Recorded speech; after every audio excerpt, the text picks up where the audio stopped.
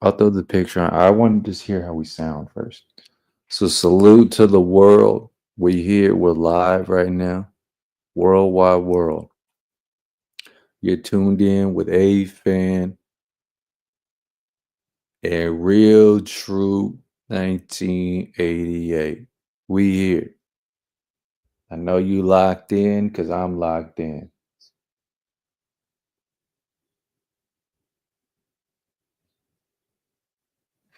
What up? What up? What up? What's up, world? Tap in. Yo, too. Salute. Okay, they can hear you a little bit.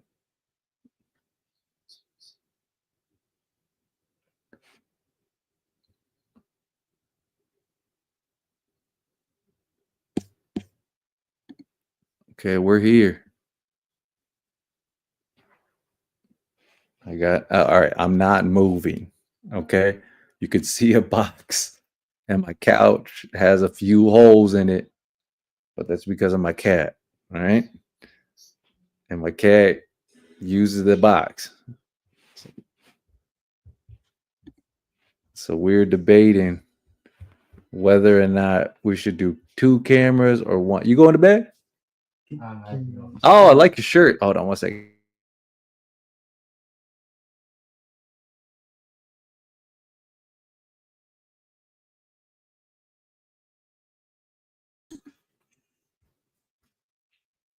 I was playing pool. Is it fun? Yeah, it was fun tonight. Yeah. Yeah, very fun. Thank you very much. Thanks for asking.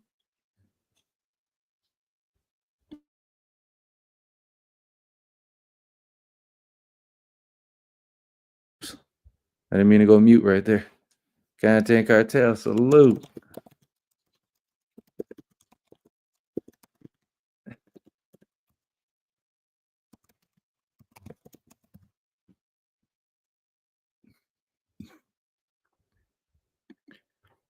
Yeah, just kind of have got a whole bunch of family in the building tonight. We're here, world. Yo, I appreciate you hitting the pulling up right now. Doing something a little different.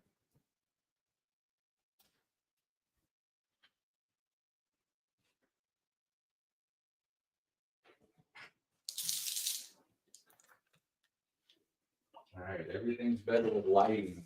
You know what I mean?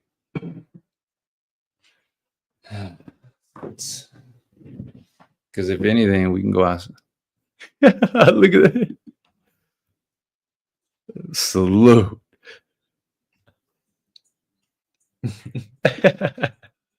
That's fire though. You see what I mean? This is not a good background, man. This is not a good What's up, world? I'm the one that requested to do the visuals. All right. 'Cause I'm a visual motherfucker. You understand me? my couch, not that bad. It's just Fuck your all right, let's see if we can edit this a little more. Expand, enhance, expand and enhance. What you got shit on? I put my earpiece on too. Yeah, you can't. I'm just I have mine on so I can hear that we got audio. I can't hear them. That's the thing. How can I hear them? What do you mean hear them? Oh, they don't know, man. Yeah, no, they're just okay. They're just chatting. Okay. Yeah, I'm still new to this. Yo can hit the link. Yo, you can hit the link whenever you want, just so you know, even drunk or not. You know what I mean?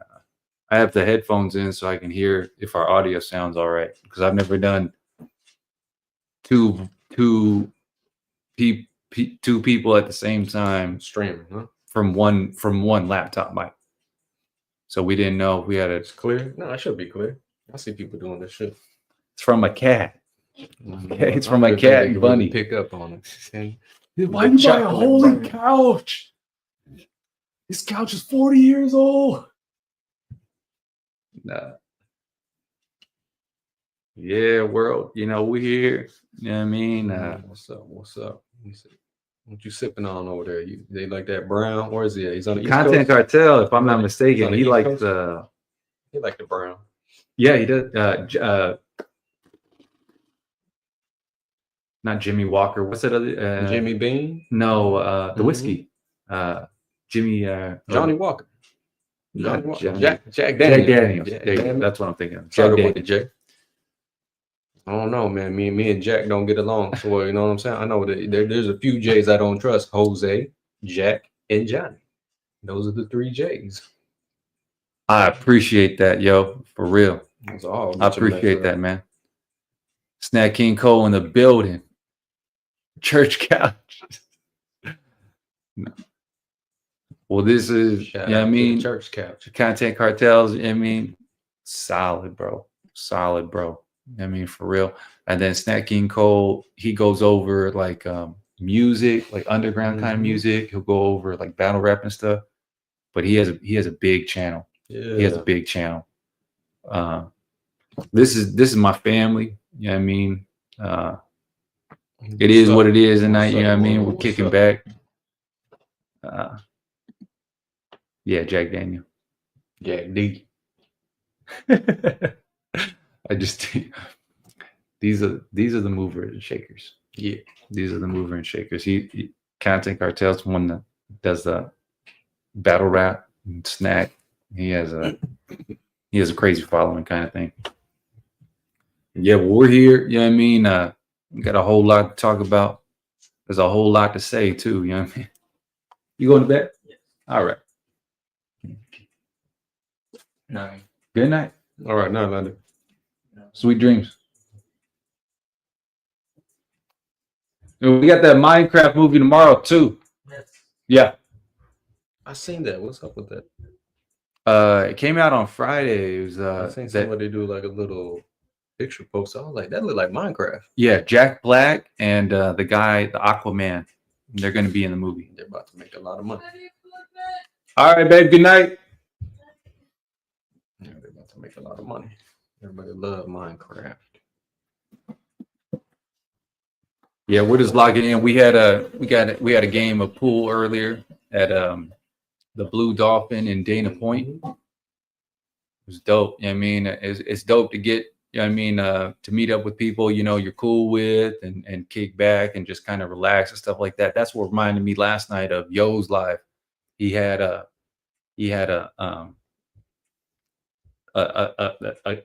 someone he knew growing up kind of thing. You know what I mean? So him and I, we've known each other since we've been growing up kind of thing too. Ever since we were young. You know what I mean? So when I seen him do that live last night, I was like, oh, that's dope. You know what I mean? Like,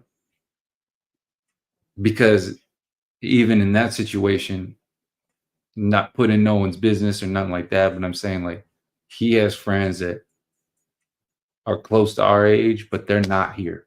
You know what I'm saying? And then he had some of his buddies that were on live last night, and he's doing good. You know what I'm saying? Like they came from like basically the trenches kind of thing, you know what I mean? And still being solid and stuff like that. Yeah, so I thought that was dope, you know? Yeah, that's good. You know, because at this big age, this is good because life hits you hard, you know? At the end of the day, like if people mess with you, you know, that's a blessing. Number one, friends, family, either or, because at the end of the day, nobody don't really have to fuck with you at all. Right. They don't. Yeah. You know?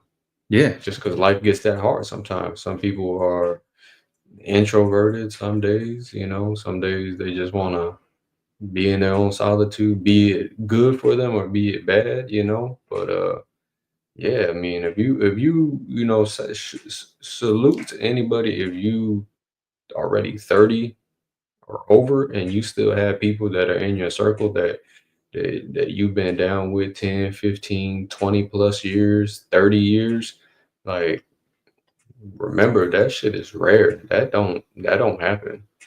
Like I tell a lot of my brothers this, like when I pick up the phone and I call you, like, you know, I'll make sure to let people know like I love them, and you ain't never know, you know, when somebody's gonna be your last day. And I just always tell them, you know what I mean, like it's cool that we still can chop it up at this big age because some people do have families, you know, the other people have obligations going on.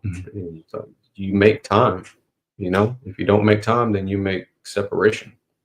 That's a fact. And on top of that, before you know it, you can kind of like lose track of people you've known for a long time. I remember, Brad and everything, and it's just weird. You can be knowing people since high school and stuff like that, the same age or whatever, and they're just not here anymore.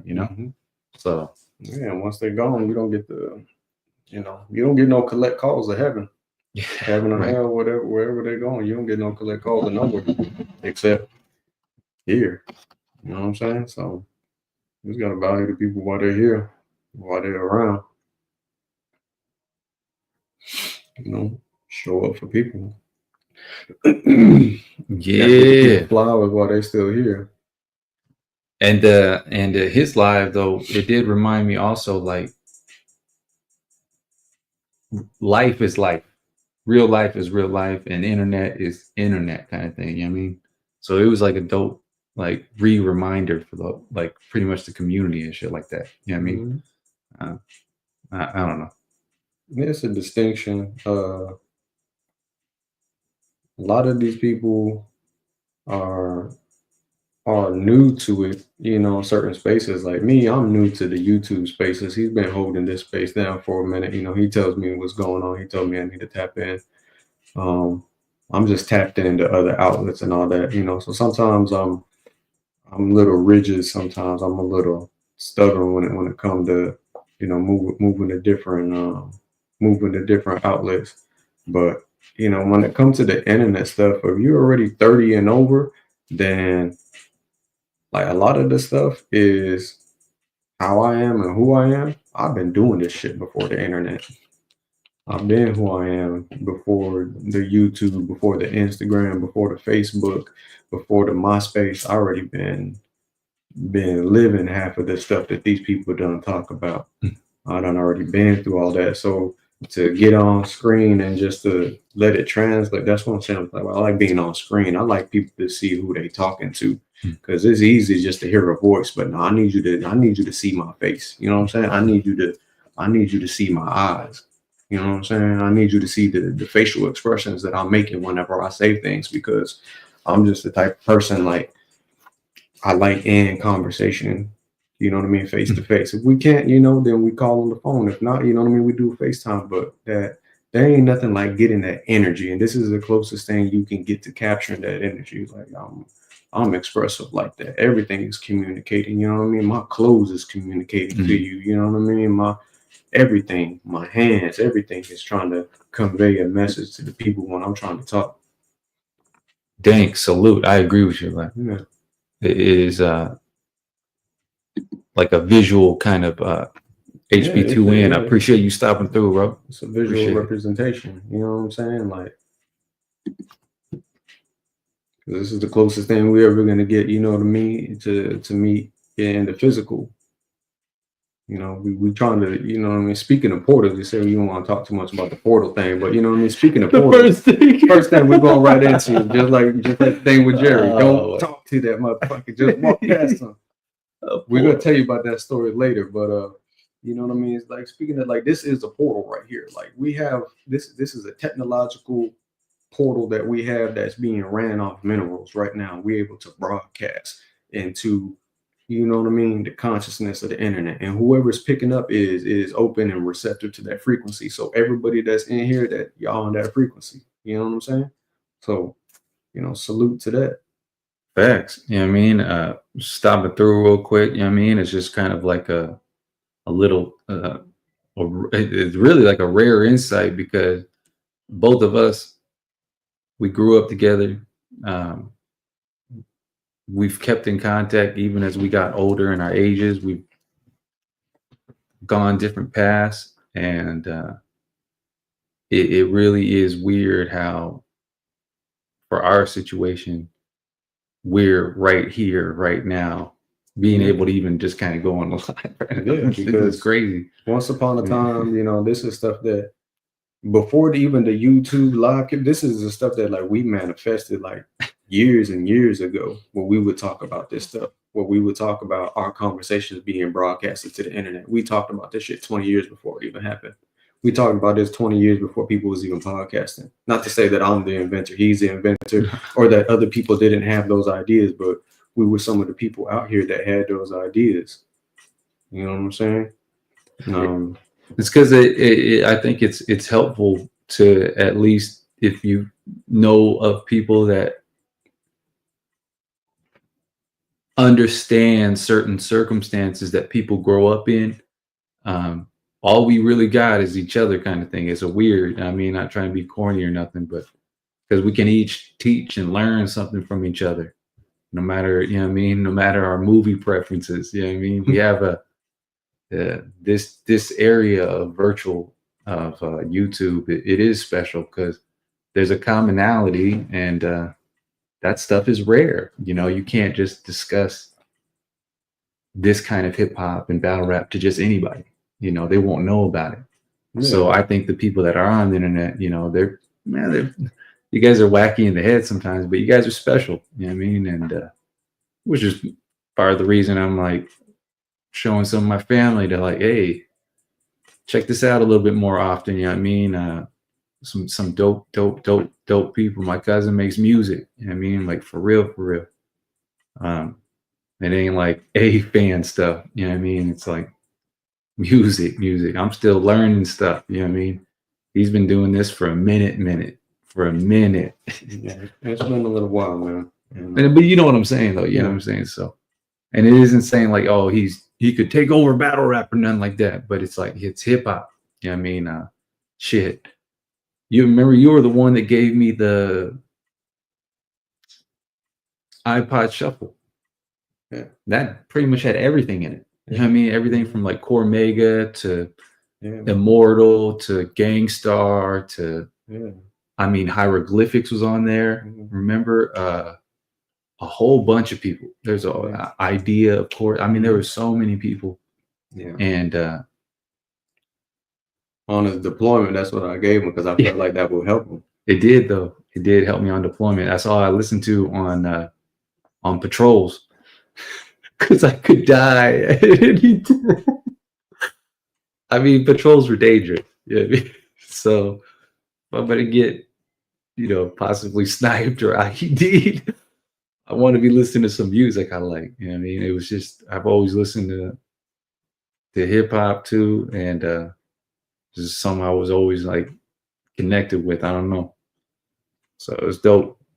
And, yeah, that's a big part. Like, what I guess prior to the music, I mean, it was always humor, you know, that we connected through as well. You know, the circumstances, how we grew up with one another, is how we connected through video games.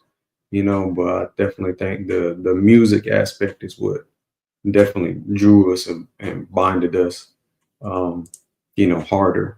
You know, I want to say it's the biggest factor, but it, you know, it was definitely a big factor, you know, coming up around the time that we did.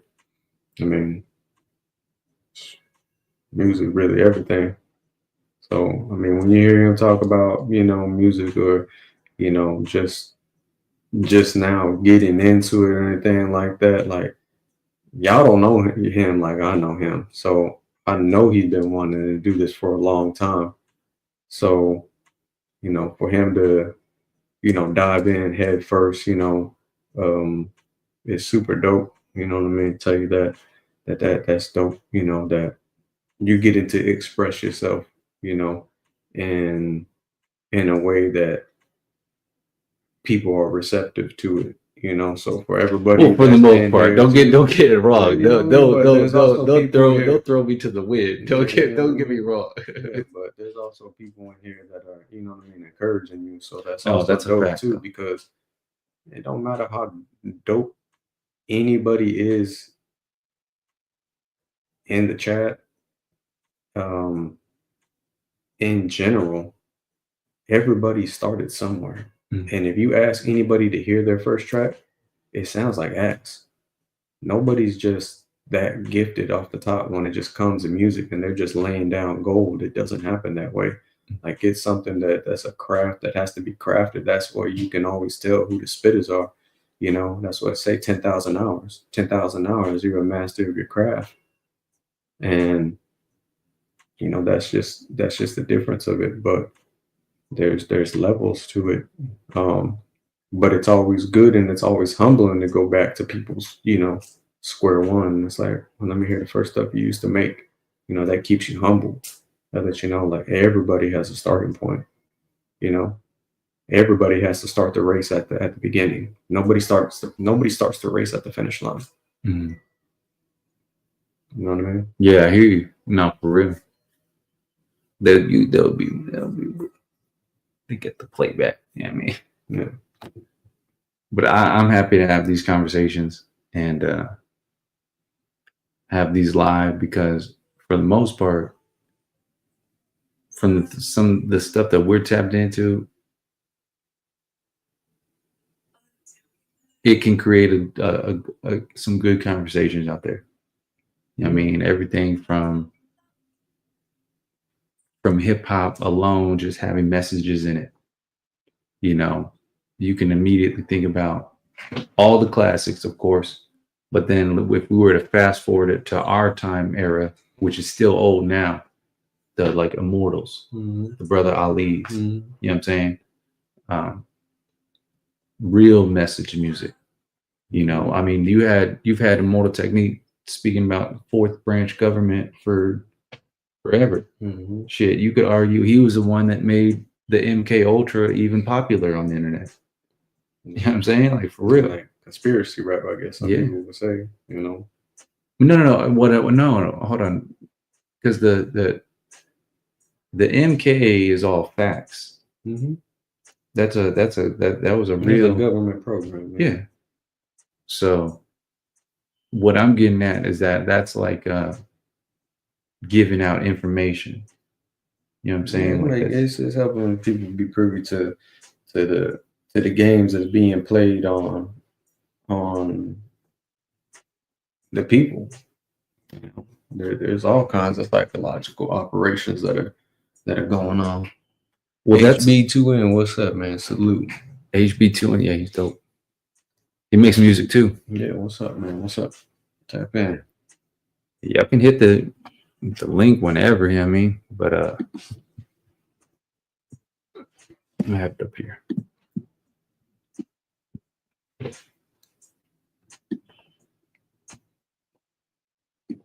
Yeah, but we had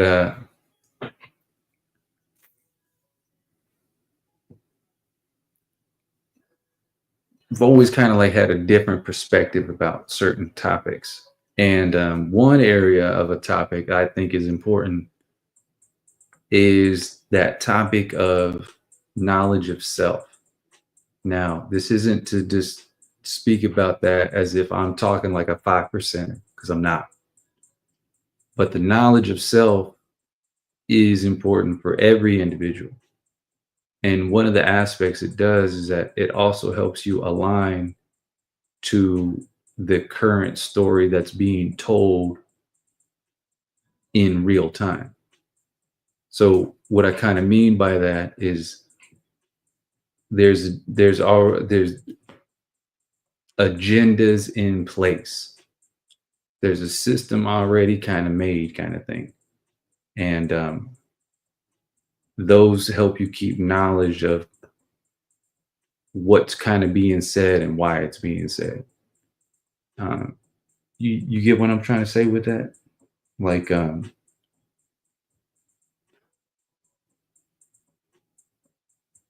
I'm sure it's one way that some people can go through life where it's just like more like motions, you know, but then there's a point where you want to really start to unravel what is around you and what you're seeing. And that can go break down into like symbolisms that are a part of culture that you may not even really pick up on certain things. And it doesn't even mean that that's an Illuminati kind of thing, because that's such a hot topic.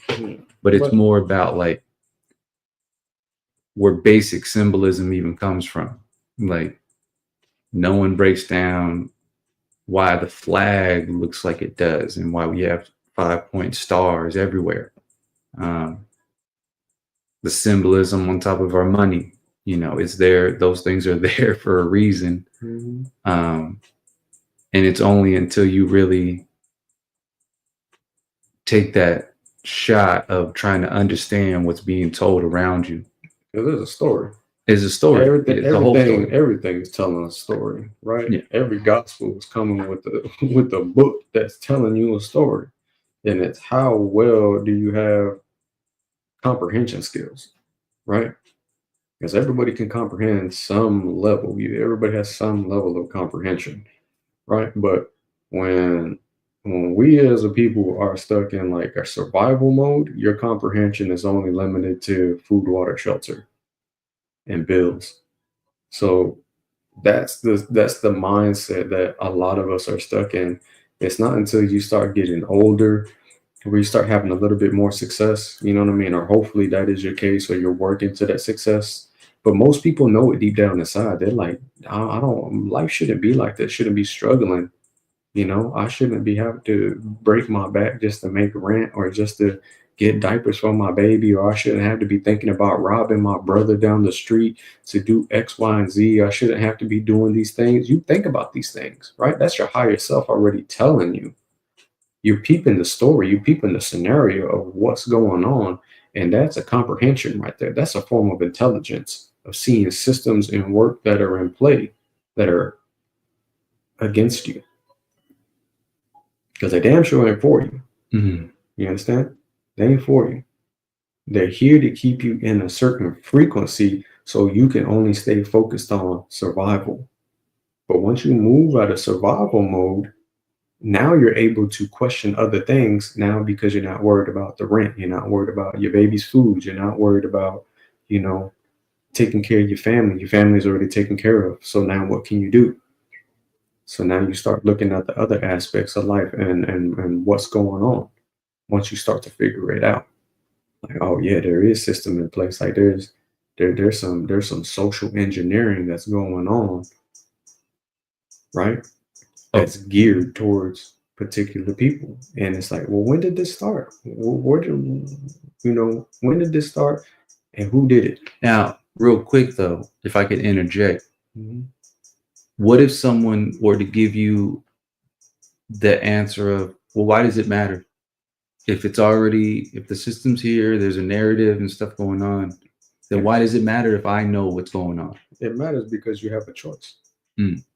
That's the biggest thing, right? It's just like, you know what I mean? We big fans of the Matrix, you know what I mean? And everybody know that this is a Matrix that you in. So it's just like, you know what I mean? When, Agent Smith was fighting Mr. Anderson, Neo, calling Mr. Anderson, he said, why do you persist, Mr. Anderson? Why do you continue to fight? He said, because I choose to. Because everybody has a choice. You can either give up. Now, that's what I mean, the levels of awareness, the levels of comprehension.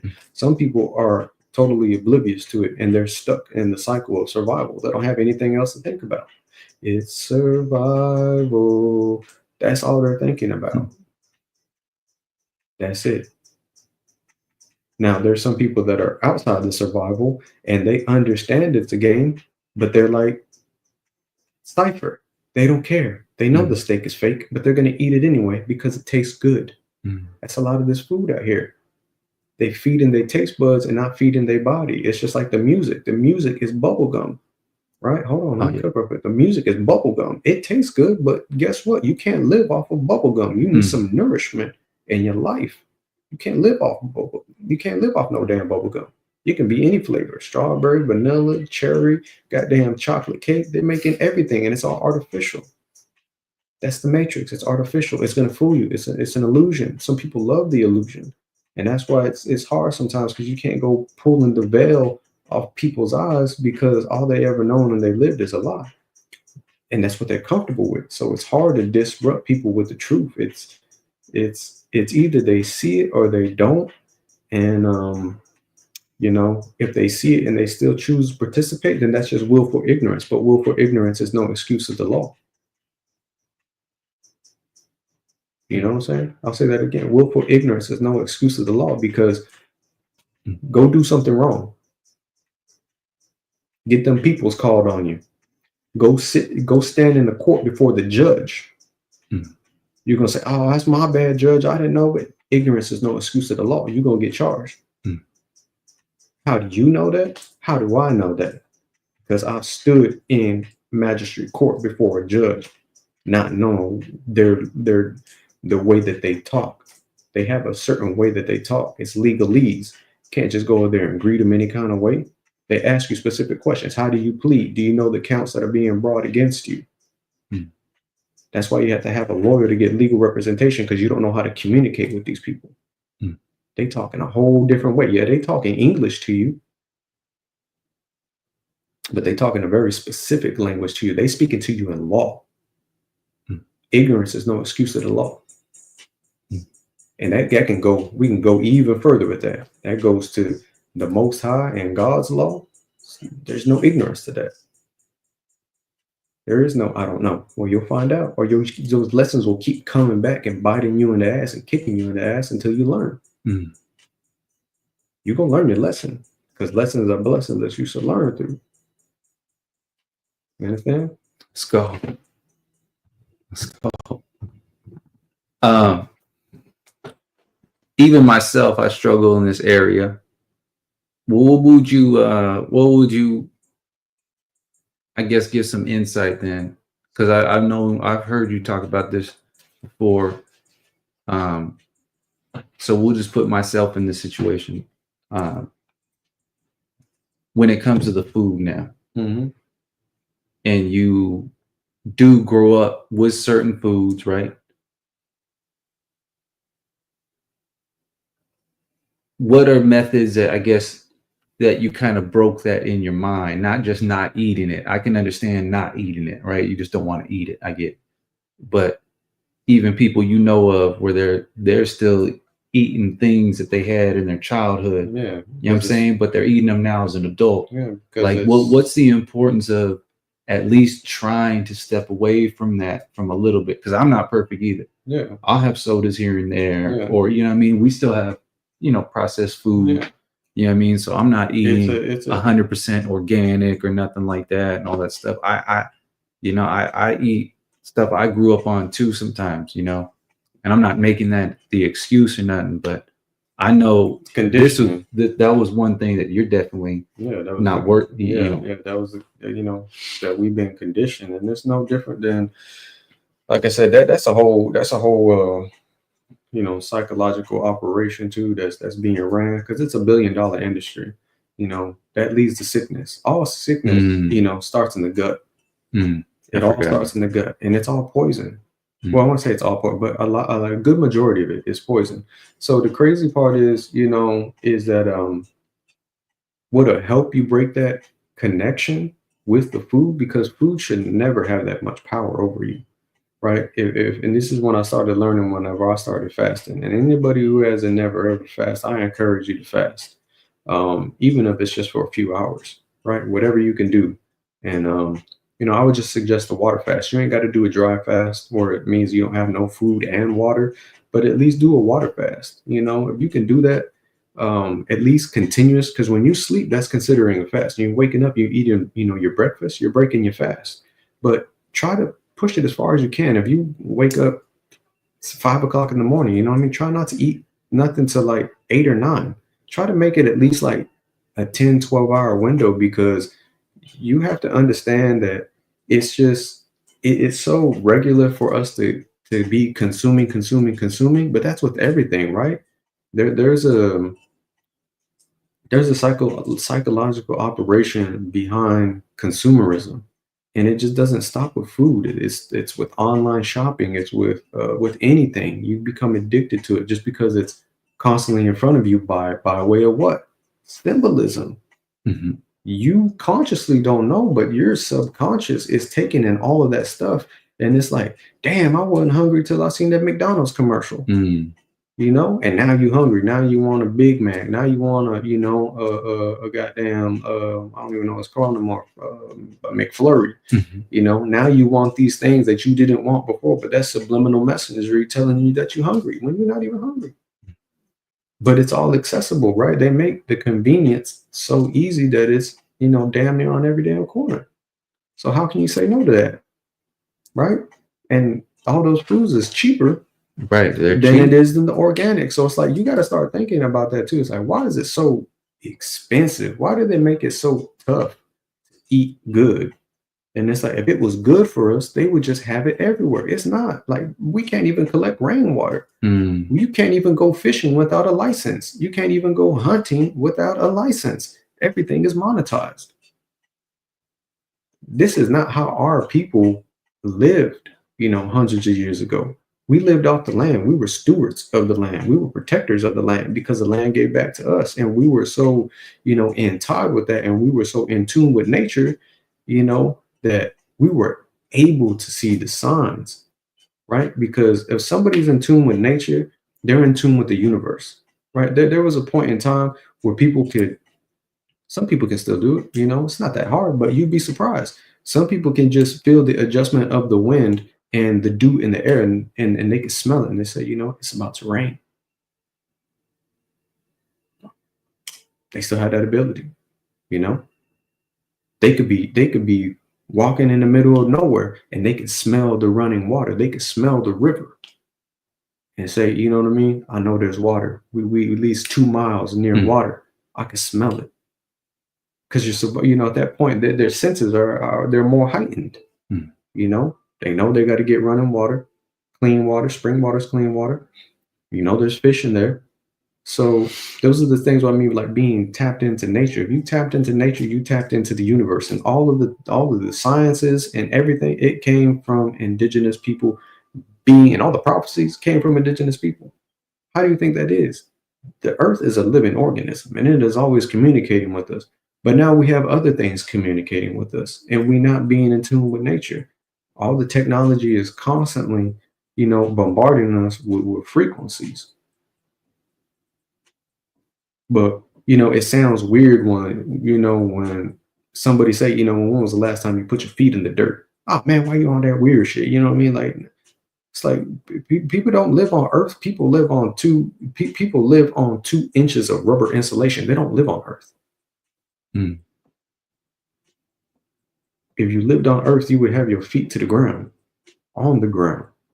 Now, what makes this area important, right? If I'm more of that modern mindset, and I'm like, bro, I need a 900 credit score, right?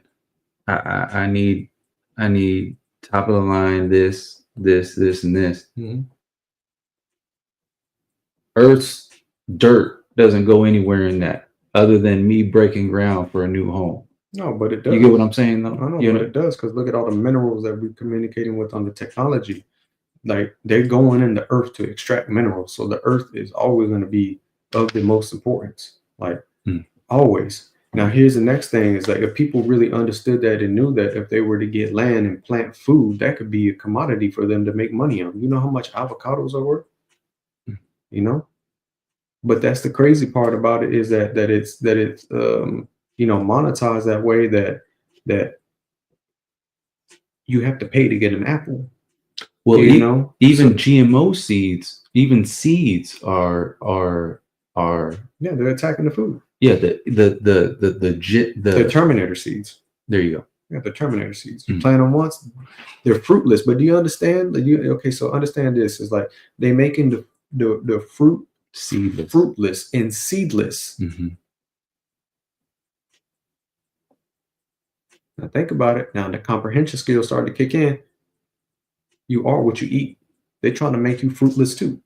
You understand? They don't want this fruit to drop seeds just the way that they don't want you to reproduce and drop seeds either. The only problem is it's happening to them faster than it is happening to us.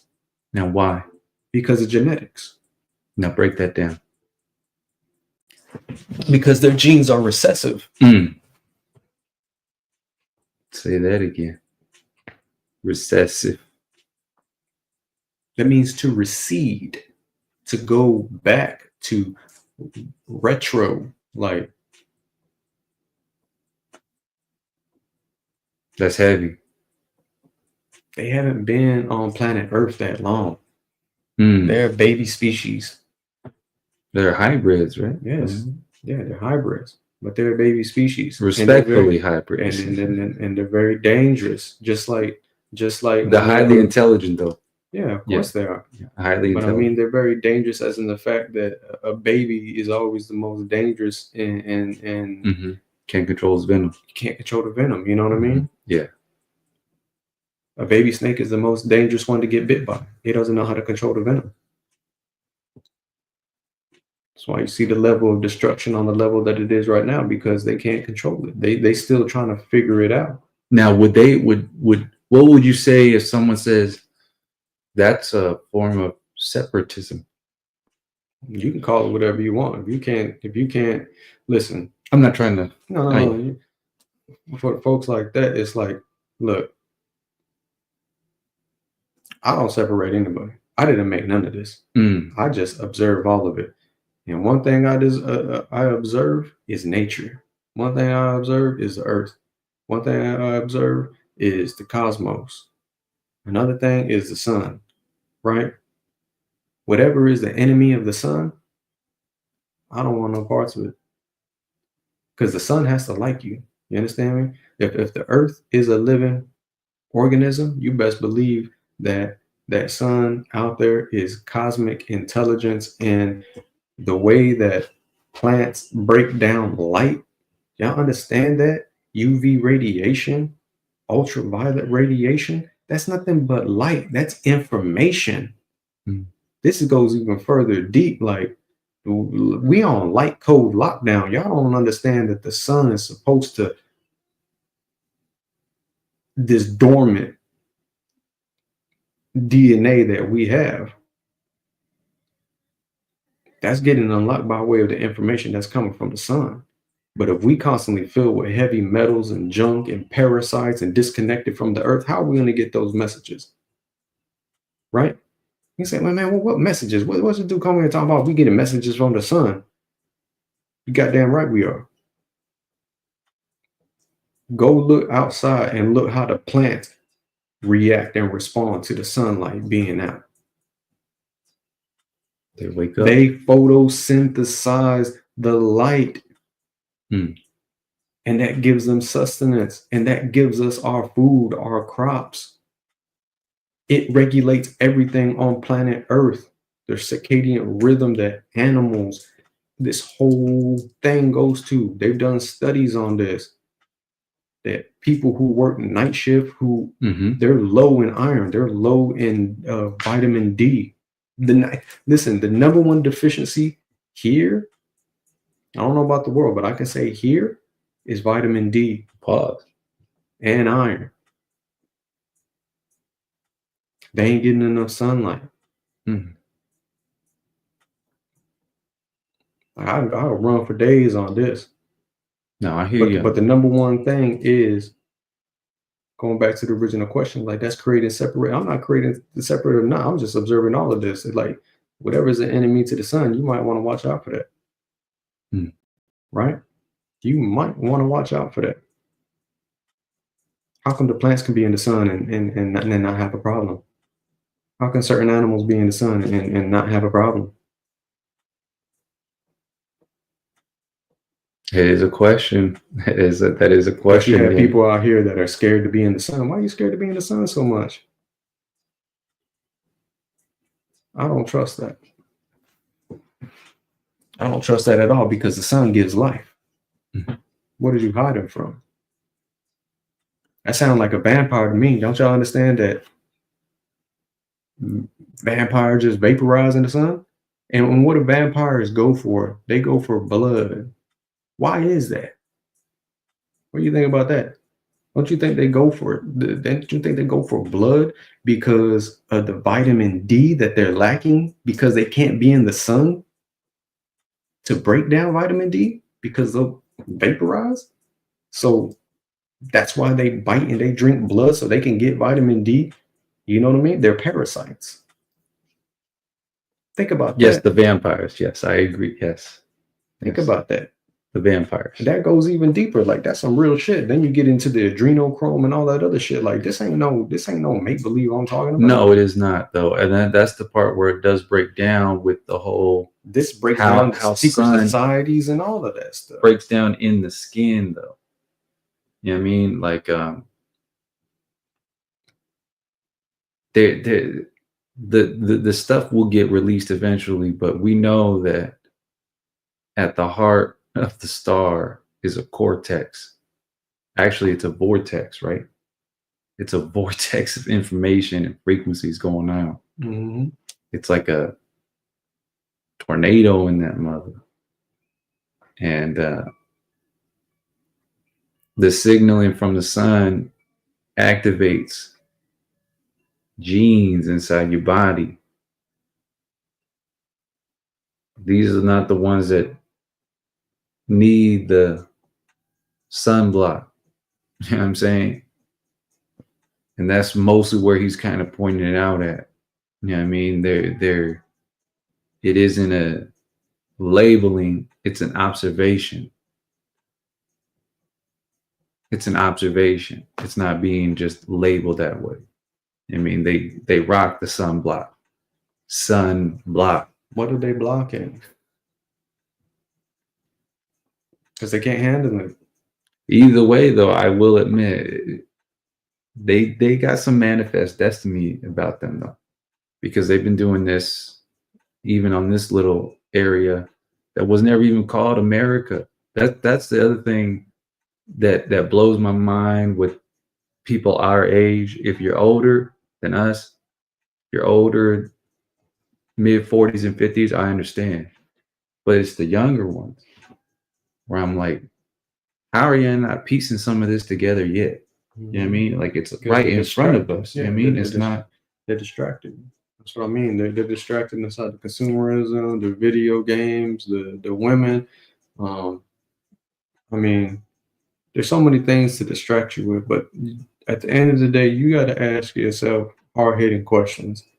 And, you know, it's tough to do that. And if you can do that on your own, you know, that's beautiful. But if not, then I hope you have somebody in your life that care about you and, you know, ask you what is your purpose in life. And it's so simple. A lot of people don't have one. They don't have an answer. Serve God. You know, or they're still trying to figure it out. And that's okay. But you got to have a purpose, or you got to find your purpose. And you got to know that on the road, there's going to be a lot of distractions. There's going to be a lot of obstacles, especially when you start saying you're a believer. Then you're going to really start getting tested, you know, about your faith, because, faith without good works is nothing. It's dead. You gotta, if you look, it's one thing to talk about it, but you gotta be about it. You gotta be ready about that action. And that's the next step about it too. It's like, look, man, these are some real times. Like, look around right now. Like, this is, I tell you, like Show Enough told Bruce Leroy, like, playtime is over. Playtime has been over. Like, they done been trying to tell us, you know, even if it was in hip hop, even if it was in music, Michael Jackson done told y'all they don't give a fuck about us. Tupac told y'all, you know. Prodigy from Mobb Deep band told y'all there's a war going on outside. No man is safe from. You can run, but you can't hide forever. At some point, everybody will have a decision and what they want to fight for and who they're fighting for. Look, it's either you a coward and you bow out, or you fight for your people, or you an agent working for them people. That's the only ways about it.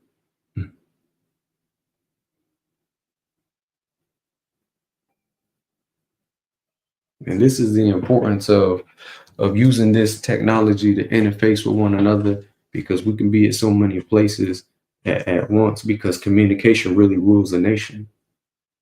You know, communication really rules a nation, and that word of mouth, it is spread like a wildfire, because what was it, like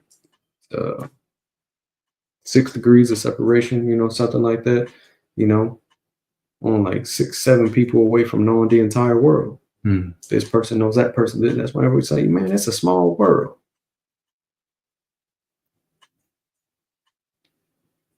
Like, think about this, like in the 1960s, how you had something like a million man march with no internet and a million people show up with no internet. Connection was stronger back then, but how? They didn't even have cell phones to call each other up on and say, this is where we're going to be at. Because people stood on their words. They stood on principalities. And nowadays, we don't really have people that stand on principalities because everybody, it's about the bag. It's the bag over the ethics. It's the bag over the morals. And it's like, man, that's not us, bro. Like, it's cool. Like, we need those things. Yeah, we operate in the matrix. And that's what I mean. Like, you got to know who you're operating with and their morals and their ethics. Because I need to know where you stand with certain things. You know what I mean? That's very critical. That shit almost got me killed, not knowing who I'm messing with. We ain't, yeah. You know, we don't have, yeah, we don't have to say those stories for real. I'm just saying, I mean, that's not what I would, definitely not what I'm trying to, we could talk about 1,000 other things. I mean, like, that's the type of stuff though, but you are the company you keep. You understand? Like, that's very, very important.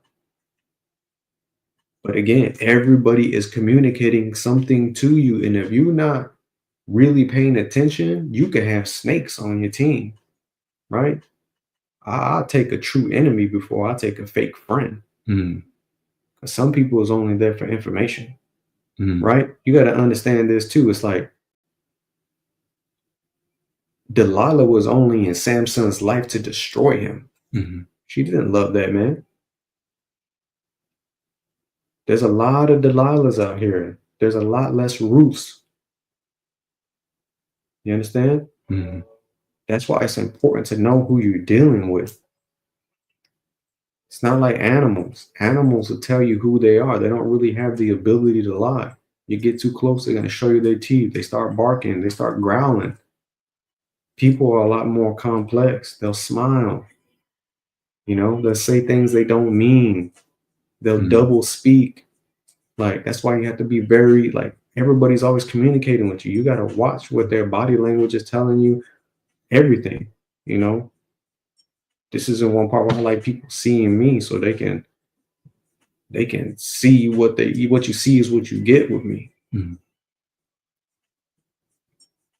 But everything is always telling the story. And at the end of the day, it's that comprehension. How much can you comprehend, and how much can you break down? And then you got to find a solution, because it ain't all about just finding problems. Everybody can find a problem. The difference is, how you going to find a solution, you know, to that problem? That's what sets people apart.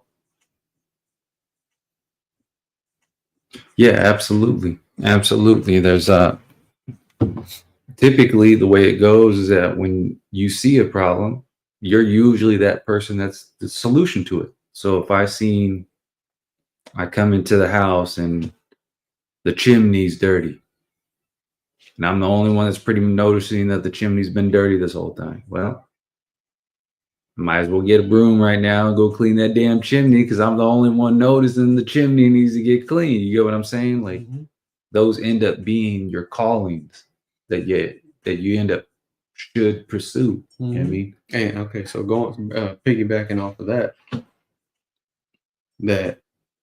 another thing is also having the courage, right? And that's having the faith to do the things that you may be afraid of. You know what I mean? You know, like jumping off the porch, you know what I mean, so to speak. Like, you got to get up and go get it. Ain't nobody gonna give nothing to you. Even the Almighty, he ain't just gonna give it to you. He's gonna make you work for it. He'll put obstacles in front of your way. But you gotta, you know, spread your wings and take that leap of faith and jump off the front porch and go get it. You know, can't be held back by fear to say, you know, what if it don't work? You know, X, Y, and Z. Anything can happen. But it's also about having the courage, right? Because a lot of us, the way we was raised, single mothers, some of us no mothers, right? We didn't have a lot of positive encouragement instilled in us. You know I didn't. So a lot of the times we come up to the point where it's like, man, I'm not qualified to do this. It's the biggest thing, right? I'm not qualified. The self-doubt, comes in, and who's the one that who's the one that does the qualifying?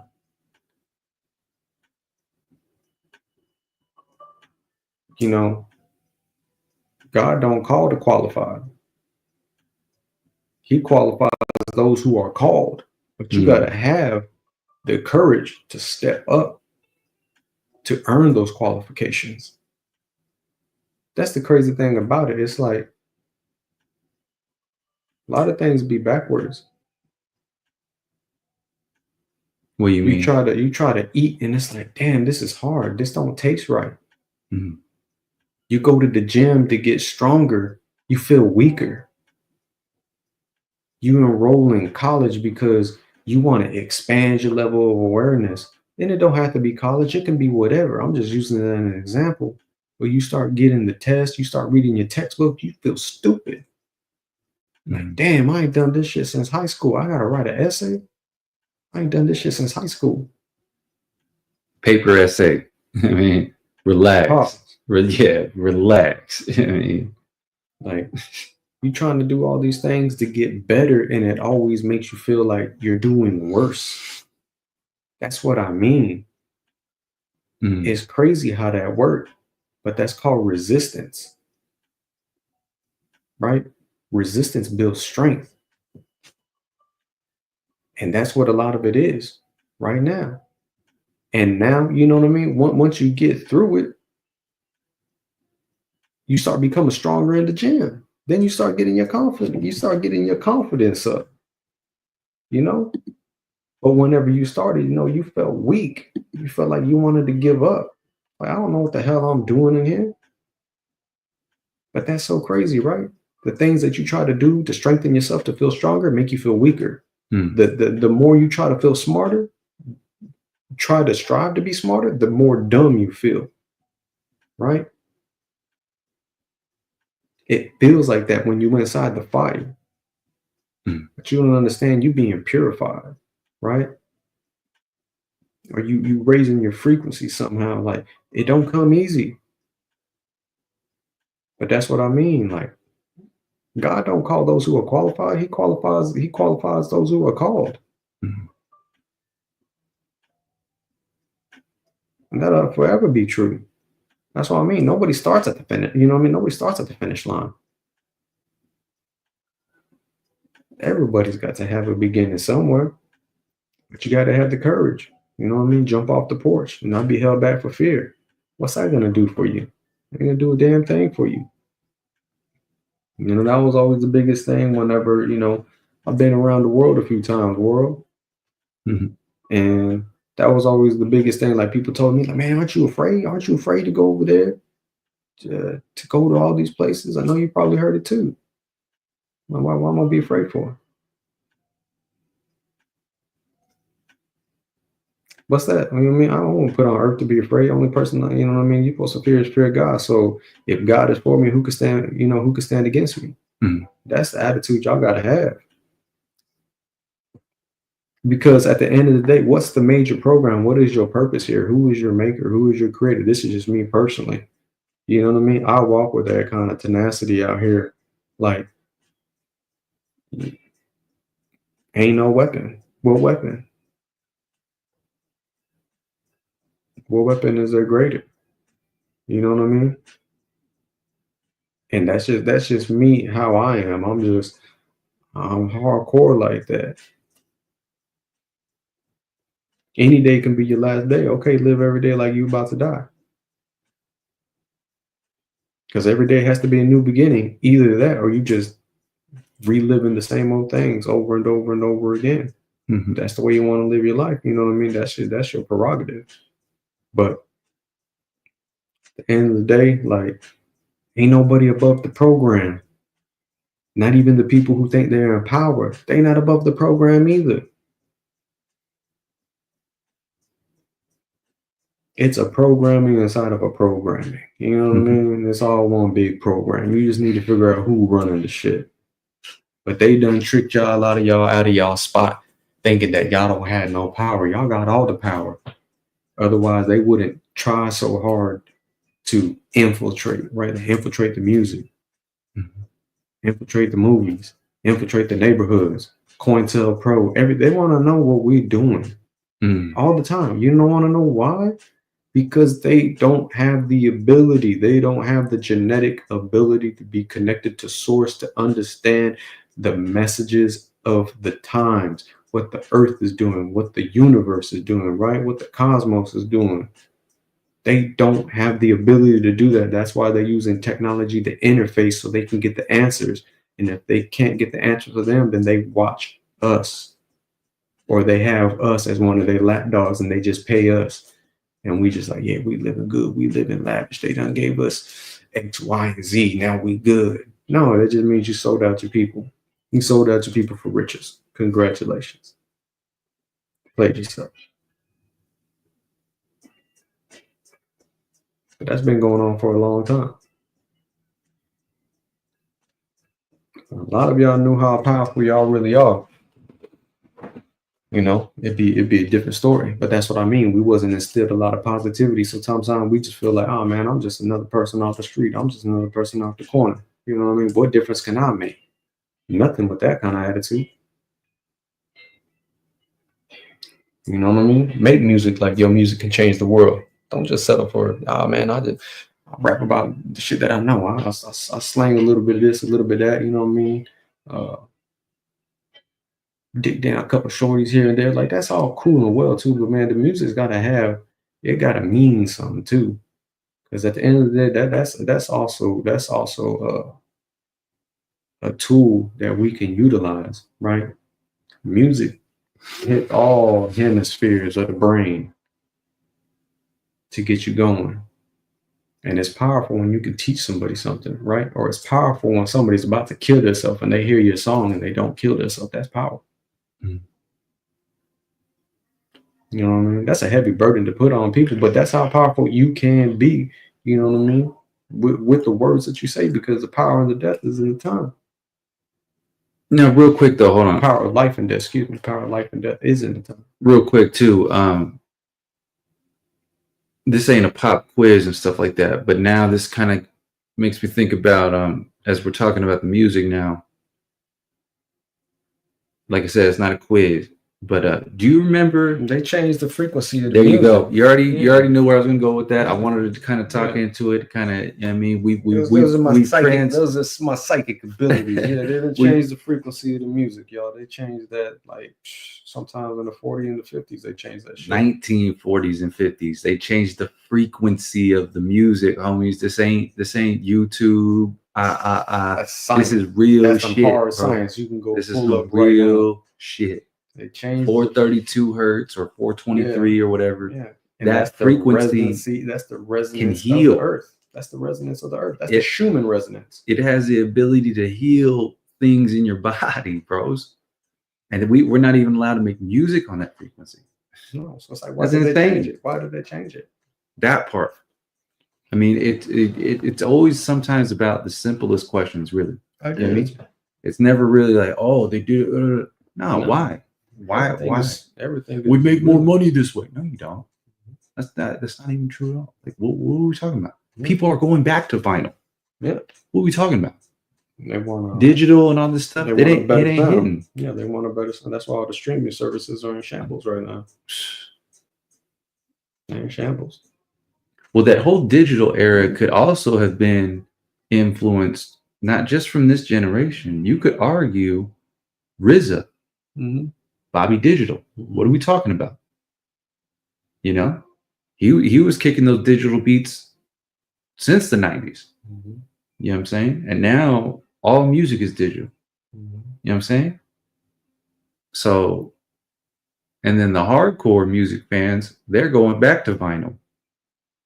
So they're tuning their ears back to trying to think of that particular word right now. What do they call that with vinyl? It's a certain sound. I don't know what you're talking about. You know what I'm saying? It's Yeah. really clear. I know there's a specific word that they use for the clarity that come out from the vinyls, but I can't remember it now. there's no comparison in sound when it comes to sound being analog. There right? you go. That's what it is. The analog sound. There you go. Vinyl is analog.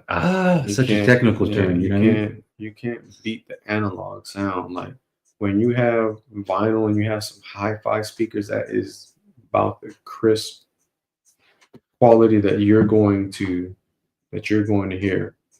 All the compression and everything else from all these other technological devices, they just don't get it right. They can get it pretty damn good. Yeah, man, there ain't nothing like that old school vinyl.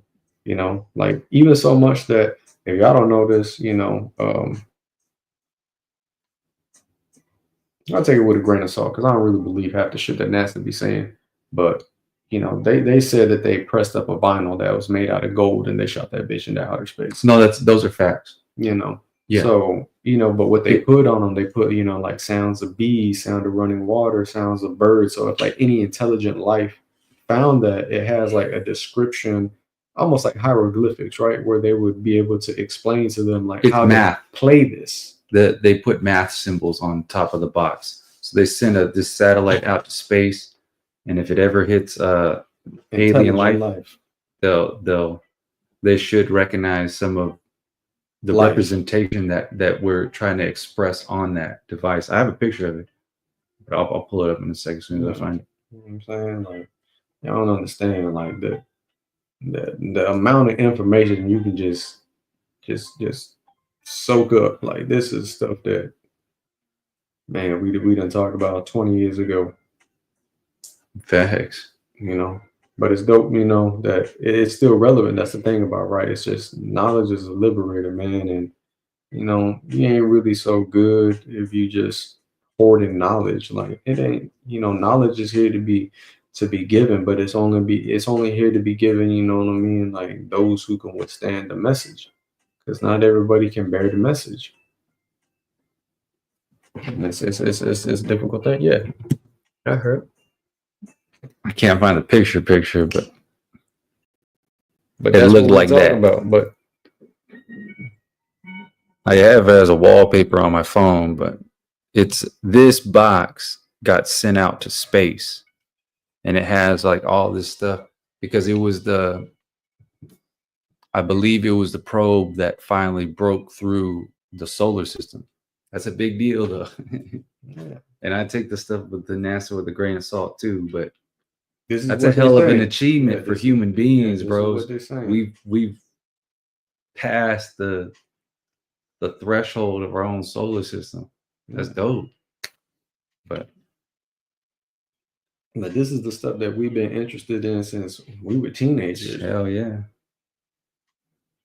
But this is also the other thing too. It's like, man, you ain't got to, like everybody's their own scientist. Like you got to be inquisitive with things and just want to know things and not be afraid of it. You know, to know how certain things operate. You know, to want to dabble in things like quantum physics. Like you gotta have no degree. Like you got the same access to information just like they do. Mm-hmm. You just gotta apply yourself. And now there's almost no excuse for, you know what I mean, having chat GPT now. It's like having a pocket assistant that can tell you everything. Like if you're too lazy to read it yourself, chat GPT will read it to you. You know, I'm not saying I'm an advocate for it, but I'm just saying there's no excuses not to know anything. We're in the information age. Well, they're bombarding us with information. Exactly. That's why. It's too much. It's too much. That's why all of these things but this is also why they're doing it at this time, because they know it's too much. Yeah, but that's also it's a strategy. That's also the that's just the law of the universe. Everything has to be exposed. You know, that's just, like I said, everything is always communicating with you. Nature, like you can't, it's in nature. It's just the law of the universe. You look at animals, you know, the brighter the color of the animal, the more you want to stay away from that animal. It's communicating to you that that's danger. It's not pretty, you know what I mean? You want to go pick up that colorful spider. Go ahead if you want to. You want to pick up that colorful snake. Be the last goddamn thing you do. Even those frogs. Even the frogs. Yeah. They're the most colorful things in the forest. Yeah, you want to pick that frog, and the brighter the color that frog is, it's gonna be the last thing you do. Now, real quick, with the fasting you mentioned earlier. Think about that for a second. That's colors, bro. Those colors is a frequency. Of course. Okay. Yeah. It's communicating with you. Everything is communicating with you. The food is communicating with you. Correct. When you eat an empty food that doesn't have any information, then why are you eating it? It's poison. Break down empty food. Empty food is something that's processed. It's just sugar, right? It's gluten. It's salt, sugar. It's starch. Like these are not natural substance. Like an Oreo. Yeah, this is not natural, right? If it's not coming from the earth and the earth didn't produce it, you probably shouldn't be eating it. And it's hard to say that, but that's just the truth of the matter, that we've been tricked into that we can, be hard pressed to hear that, but you'll trust something that McDonald's is making you. You don't know the ingredients, but I know the ingredients in an apple. It don't have to have no label for me to understand it because my creator made it for me. And it has a seed, and if I put it in the ground and if I put water on it, all it needs is the sun and the water to grow.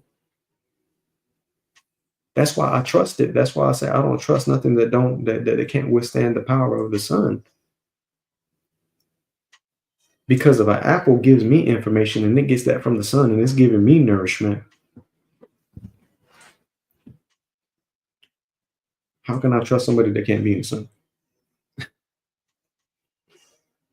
It should be the name of this library. If you can't be in the sun, don't ever show up to this library. Probably not. I'm kidding. But it's not to say that some things that are produced by the sun can't be harmful either, because there's various different, you know what I mean? Poison oak, poison ivy, there's plenty of them that are out there. But then again, that goes back to comprehension. You need to have the comprehension to know what certain things do to you by way of experience. Because nobody would say you have an allergic reaction to something. Nobody in their right mind will continue to do something that causes them an allergic reaction. Nobody says, let me go roll around with some poison oak or some poison ivy so I can break out in hives. But we do that with food, and we wonder why we get sick, and we don't understand that the culprit of it is the food that we're ingesting, right? This is the reason that they're giving it to us. Because it's warfare, you know what I mean? That's a warfare right there. Because if the body is weak, how you gonna fight back? If you constantly sit, if your body's constantly breaking down, how you gonna fight back? If they put fluoride in the water and that's calcifying your pineal gland, how you gonna fight back? Now you ain't even getting the signals through. Now you don't even want to go out in the sun. Now you put sun blocker on to block the, you know what I mean, the UV radiation and the transmission that's coming from the sun, the information that you're supposed to get. You just think they spraying chemicals in the air for no reason. No, they spraying aluminum and barium and heavy metals because those little bitty particles, they're trying to refract the light from coming to Earth, right? Coming past a certain ozone, right? Coming past the stratosphere. They don't want that light information coming down. It's cooking, right? Why do you think why do you think they got these sisters wearing synthetic hair and putting weave in their head? Glue. That information can't come to you understand this? Your crown? That's where your information comes from. Through here. Dome to dome. And now, what would you speak about, like when it came to water, right? I'm gonna get a glass of water right now. I'm gonna go right back to the sink. I'm gonna turn on the faucet. That's public water, and drink it. But that water, just coming from my sink alone, is aggressive. It's shooting. Pause. It's violent. It's shooting through the pipes. Pause. Through structures that are water pipes. Through structures that are not natural. You understand? The reason it's violent is because those type of structures don't exist in nature, right? We have rivers, we have flowing water that goes through, you know what I mean, rocks and beds, Wells. and maybe through a fall. But in nature, you very rarely have 90-degree angles that are consecutive with each other. You got to think about a pipeline and how it works, right? How that water is going, it's violently crashing, right? You got to understand, like, for the people who don't think like about this, water has memory and it holds memory. Mm. You understand? Your body is comprised of 75% to 82% amount of water. They've done the research is out there, you know what I mean, that water is the oldest known living thing that's in the universe. It's older than the sun, right? So when you drinking something, you inject, they said water's not even from Earth. It's not even from here. So how did it get here? Who put it here? It's a form of information too. And we should be having it the way that is naturally being delivered by nature, but we getting it through a means of artificially being given us through a pipeline that's, you know, not in line with nature. So by the time that you get it, it's got so much chaos and disruption, and people put that chaos and disruption right inside their body. Now, if you are going to do that, you just want to get it and let it sit. I wouldn't recommend city water anyway, unless it's fluoride free, or unless you have a good filter that's going to take out the fluoride and take out all those other heavy metals, and you just let it sit. If not, you get one of them little vortex machines, and you know what I mean? You restructure your water, because that's important. And then the next thing, speak into your water and say manifestations into your water, because water holds memory. So there was a Japanese scientist that wrote a book. I want to say his name was Miyamoto, Dr. Miyamoto. He wrote a book about how water holds memory. And how did he do that? Well, he took frozen pieces of water, right? And even tears, right? He took happy tears, he took sad tears, and when they crystallized and froze, you know, it looks like a snowflake. And geometrically, they all have different geometrical patterns, right? I'm trying to think of the name for that type of geometry. Sacred geometry. It's sacred geometry, but there's also another terminology that's used for it.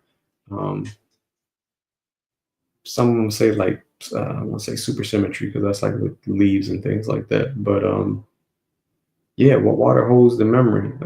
These studies are already done to show, like, you speak it angrily into the water, it'll look different. So there's even so much to the fact that they've put images over water and under a carbon piece of paper, and those images over the water, you know, bleed through into the carbon.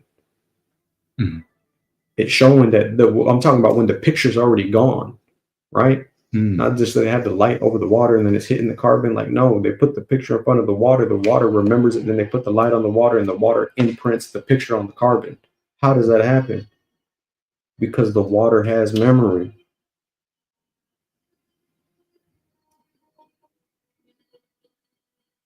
It's information.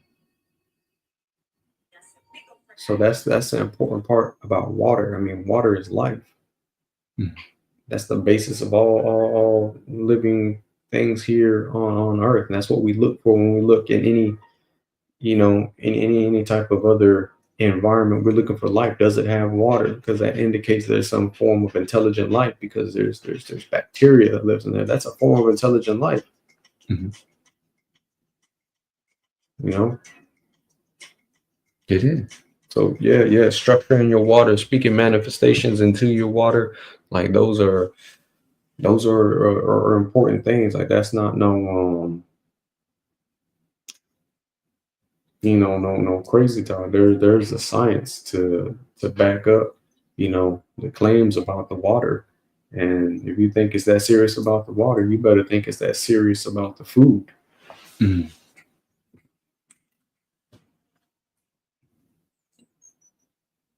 Like that's the bugged out part about it, is that there's sugar in damn near everything. There's fructose in damn near everything. And it's like, well, why is that?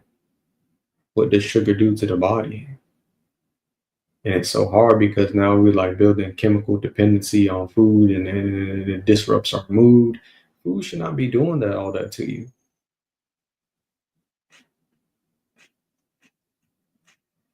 And that go back with you saying, way long before. Food is technology. It is a form of technology. And, there's a specific group of people that realize that. And now it's, being utilized as warfare, because all it's got to do is taste good. My wake-up call was back in the day, knowing that, I'm not above the program either. I used to eat Twinkies and all kinds of stuff. But when I realized that they was putting like pork inside the Twinkies, I was like, what? They put pork in Twinkies? Yeah, they put pork in Twinkies back in the day. Because the cream because filling, lard? No, because the cream filling had gelatin in it. And gelatin is nothing but grinded up. Well, it's grinded up pig. It's pig bone. So that's what they use as a binder. So think of Jello. Jello is nothing but gelatin. It's like, how do you think they get that Jello to stick together? They use the gelatin as a binder for everything else. So anything you read that has gelatin, that's bones from a hog. I didn't know that. Yeah. They have it in toothpaste. They have it in all kinds of stuff. And that's when I was like, why would they put that in there? And then that was my little rabbit hole. And then I started learning about the food, and I'm just like, this is crazy. I'm like, this can't be real. But then you start eating because you just take it for granted. It's like, they wouldn't do that. This is just food. No, it's not just food. Food is something that grows naturally, that grows out the tree. Food is a deer. Food is a cow. Food is a bird. Food is fruits and vegetables. Oats and grains, if you will. You know what I mean? Things that come from living organisms, not things that are created in laboratories. But that's the technology now, even more. Where it's like, well, we don't even need to do all that. We don't even need the sun. You don't need the sun to create this. So what do you need to create this? Oh, we're creating synthetic meat. We don't even need the animals no more. This is the plan for them. So this is the plan for you. This is the plan for us. They want to feed y'all synthetic food. They don't even want to feed y'all real food no more. You're not even gonna be able to eat. You know what I mean? But even if the cows are filled with hormones and steroids, like, y'all ain't even gonna be able to get that no more. Y'all be getting synthetic food that y'all think is real is gonna taste real. And y'all not gonna know the difference. But thing is, you can't trick the body. You can trick the taste buds, but you can't trick the body. You can end up getting ill. It's gonna end up making you weak. But that's what they want. They don't want people. They don't want warriors that they can't control to stand up to somebody and say, this ain't what we're going for. Because we've seen in history what happens to those people who do that. They get eliminated. Now, real quick though, too. I like all these different topics because we can go down these subjects for a minute. Going. But as I just wanted to hit some certain areas. That's why. And then the other one is, as far as basically, this is like a question night of just basic fundamental questions that we can just ask. I think another fundamental question, it's highly overlooked, highly overlooked. What was this country before the colonists? Oh man! You think that you think people of like my mom's roots and my family, you think we just carve trees all day? You think we were just like running away from deer for centuries? Like, you don't think that they learned how to navigate on this land alone and how to survive on it? This country alone has, you start from the East Coast, you deal with hurricanes. You keep moving into the middle of the country, you're going to deal with tornadoes. And then once you make it back to the other side of the coast, you're dealing with earthquakes. The point is, people knew how to move in these lands.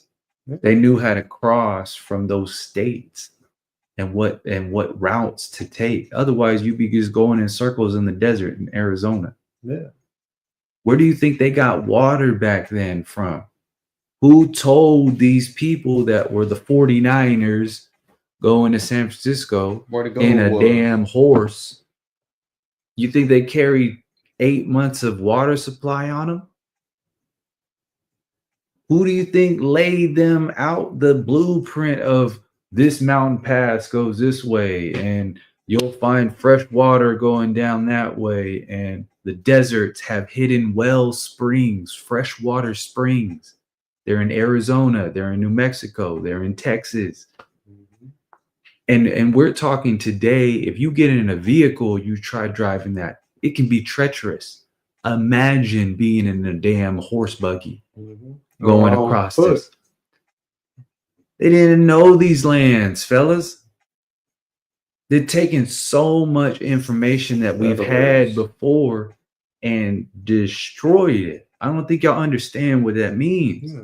Not only Because now it's destroy just the people. we're in a situation where it's like, oh well, that side does this and this side does that, and we're just gonna be like, if it was that way at the beginning too, they would have never made it.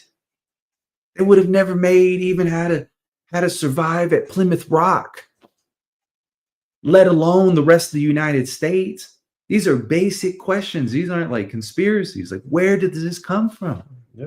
We come from a real history that was destroyed. That was connected to the land.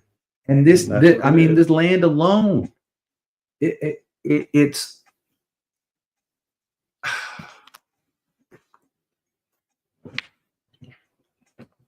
this particular continent is much richer in history than just manifest destiny.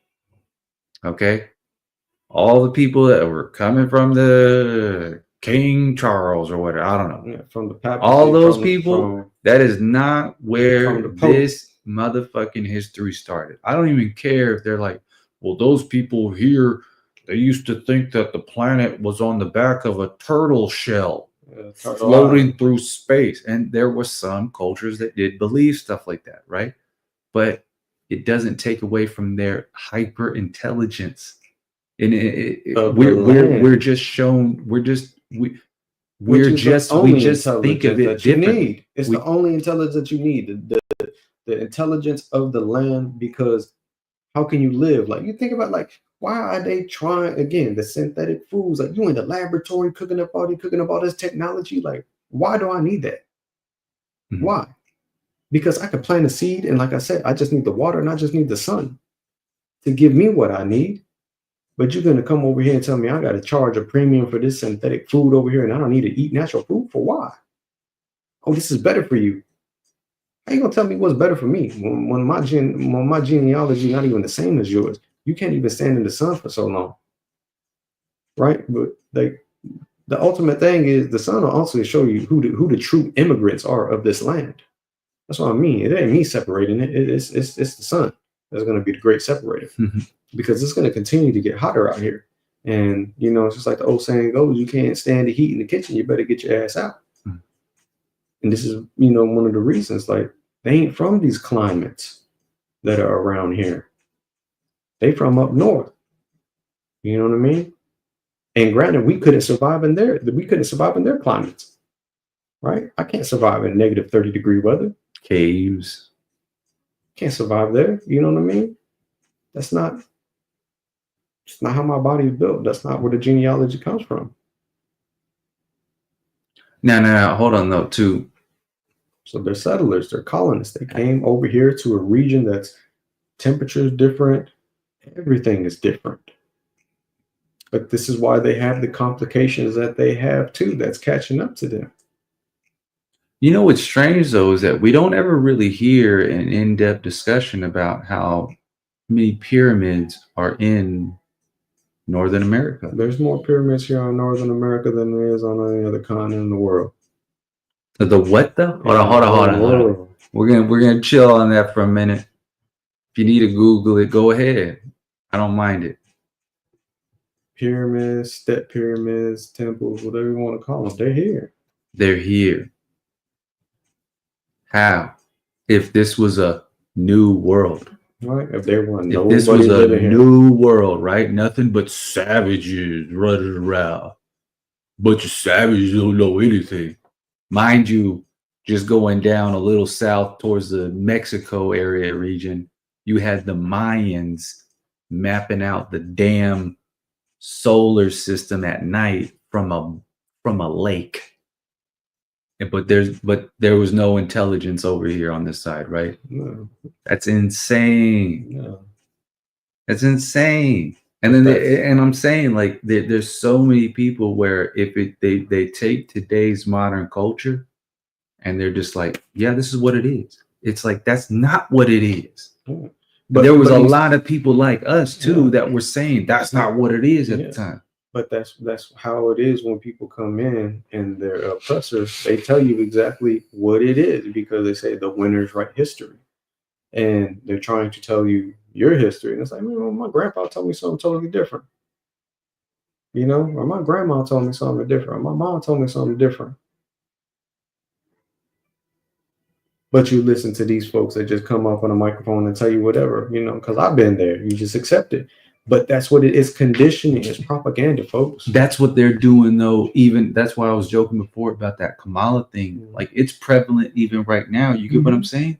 They're able to affecting people's decision making. There you go. It infiltrated battle rap. Yeah. Virtual battle rap. Politics they infiltrated this shit even for like a matchup, which is insane. Right? Yeah, I ain't never heard of that shit. For me, it's just more like what I mean by infiltrate. I mean, that's exactly what it is. They have nothing to do with it, is what I'm saying. Like, this is one of the few areas where it's like, we don't have to fucking talk nothing politics, really. And it's seeped in. You know what I'm saying? Like, and that's where we're really at. We're here fighting each other, you know, going at each other for their policies, for their thinking, agendas, for their democracy. That's not a democracy. What are we talking about? I mean, let alone, and you know this, but it's so absurd for people to be this upset about politics right now. That's cool. You're passionate. I'm not bad at that. What I'm mad at is the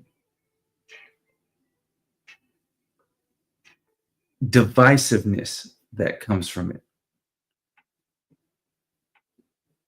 Democracy at some level eventually builds some kind of resolution. Otherwise, you're dealing with what? A tyrant. You're going to deal with an emperor, a monarch.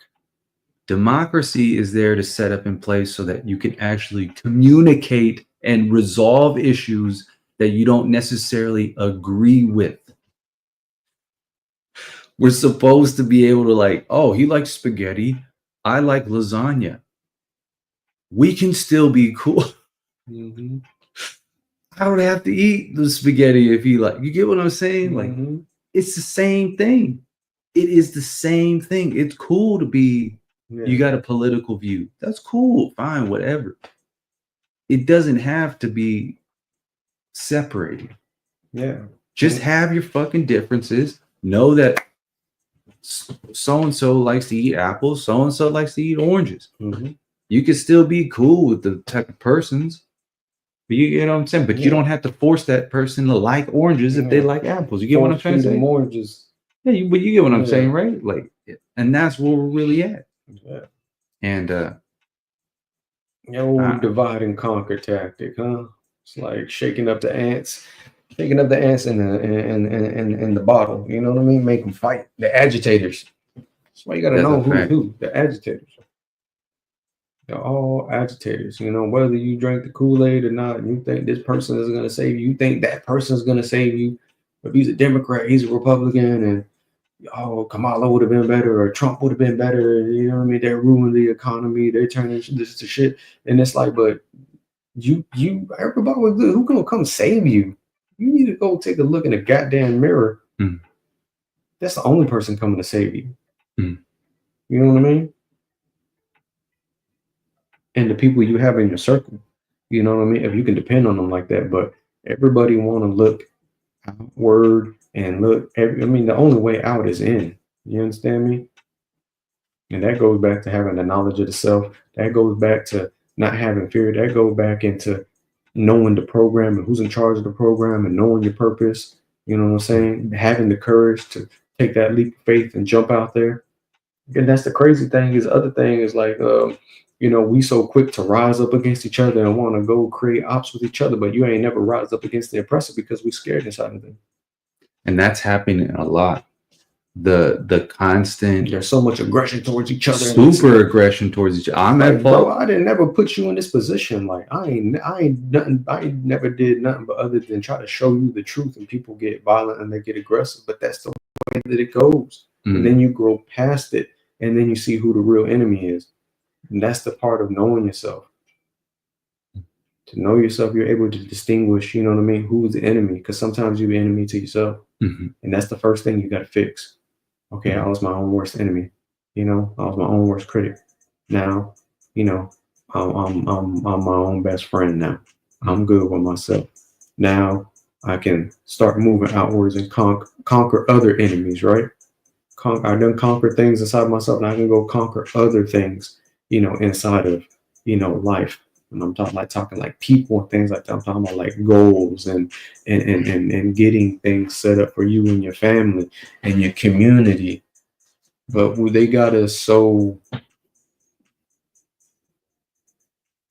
distraught and so in survival mode that you know, people want to go shoot up and kill each other. But I guarantee you ain't none of them, you know what I mean, bust at a judge that gave their, you know what I mean, their cousin or their uncle 20 years. You know what I mean? Not they're saying you're supposed to. Or the DA, you know what I mean? I would say you're supposed to. But I'm just saying, like, just look at that. But just look at that, the way that it is, the way that they got people turned against each other. You know, how all of these celebrities, like, they kill always by their own kind because they have to. And it's almost like, you know, when you hear like the KKK and they joke about all this stuff, they're like, look, we don't even have to kill these fools no more. We just put guns in their community and we watch them kill themselves, and we laugh at them when we see them on the Channel 9 noon, on the Channel 9 news. They don't even have to do it no more. The devil don't even really have to do no work because the seed has already been sown. And that's why there's so much discord between the community. But a lot of y'all too out here sowing discord, and y'all need to stop sowing discord in between your brothers. Y'all need to be sowing unity. It happens though, you know. I'm not making excuses. I'm not making excuse for people. I mean, I've been in that situation where I've acted like an asshole to the wrong person. You get what I'm saying? Like, and sometimes, look, you got to throw hands. You got to have a discussion. You got to do something about it. But at the end of the day, it's coming to the level of awareness. Like, I didn't put you in this condition. You didn't put me in this condition. So, right, I'm not your enemy. I'm not your enemy. Right. You know, I've had that plenty of times. Look, there was, I mean, plenty of instances. You know what I mean, with people that I grew up, my brothers, and you know, where we had to fight each other, and we realized at the end of the day, like, why are we fighting each other? You know, what is this all about? But it's like you always say too, it's compound stresses, and you just want to take it out on the person that's nearest to you, but it's misdirected energy. So it's all about trying to, you know, direct that energy where it needs to be directed at. You know, other than that, it's just wasted. You know what I mean? It's just friendly fire, and that happens. And war friendly fire happens because you're so distraught. You don't know who's your enemy. And you think you know what I mean? The person that's next to you is your enemy, and sometimes they catch a stray. Hopefully they live. Sometimes they don't. But it happens. It happens in actuality. It happens every day in the real world. This is just what happens. But you have to go through these things, is that these are levels of awakening and awareness. This is just like stages of grieving, right? There's denial. There's anger, there's bargaining, there's all kinds of levels of self-awareness that come with it. But you have to go through those levels to get to a higher level of understanding. You have to be put in the fire. It's painful. It's It's very painful to go through that stuff. It's very painful. You feel alone, you know? Yeah, Feel alone. But there's the thing about it is that God always isolates, you know what I mean, the people to if you look at any story in the Bible and the prophets, God has always isolated them to a degree where he strips them of their humanity to remind them that all they have is him. Mm. You're not your wealth, you're not your family, you're not the materials that you've accumulated, right? You're not the clothes, you're not the flesh, you're the spirit, and you're one with the source. And he usually sends them to the desert to be stripped of their humanity so they can learn. And that's what happens. But with isolation comes elevation. Because he elevated all of them above the ranks of men. And sometimes that's what you got to know. You got to know when you being isolated, you know what I mean, by the Most High. And then you got to know when you being isolated, you know, by the shaitan. You got to know when you're being isolated by the devil. When you start hearing the whispers and he wants you to do evil along yourself. You got to know the difference of what you're being isolated. Just like you need to know the difference of who's blessing you. God can give you blessings, but God's not the only one out here giving blessings. The devil can bless you too, and he'll bless you handsomely, but you're going to do something for it. You're going to pay a handsome ransom for that. Mm. And that's the problem inside the community too. In the music industry, in Hollywood and all that, they paying a handsome ransom for that little 15 minutes of fame that they get. They giving up something for it. You better believe it. That's what I'm saying. They're working for the enemy. We can't be out here working for the enemy. There's been a lot of that going on because people put fame and fortune over purpose. If fame is giving you a purpose, you don't have a purpose at all. Mm.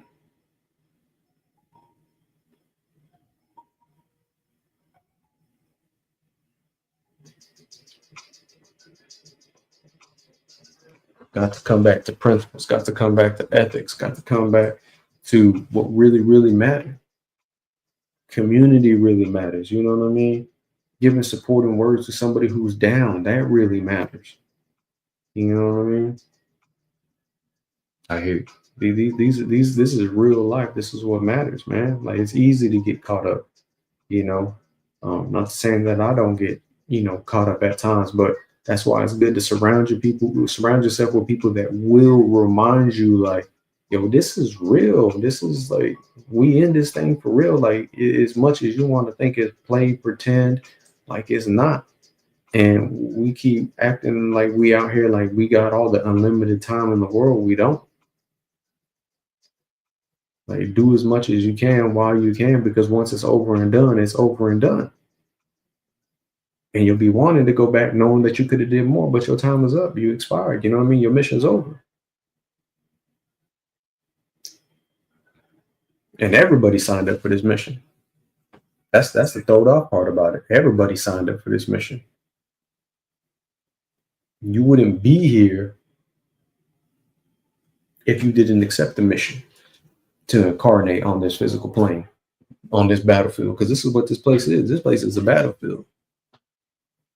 That's why they only say the strong survive. That you can still be strong, you can still have morals, you can still have ethics, you can still, you know, not have to screw people over, you know, you can still be an upright, righteous individual and, you know, still be respected. But it's who you want to be respected by. That's the biggest thing.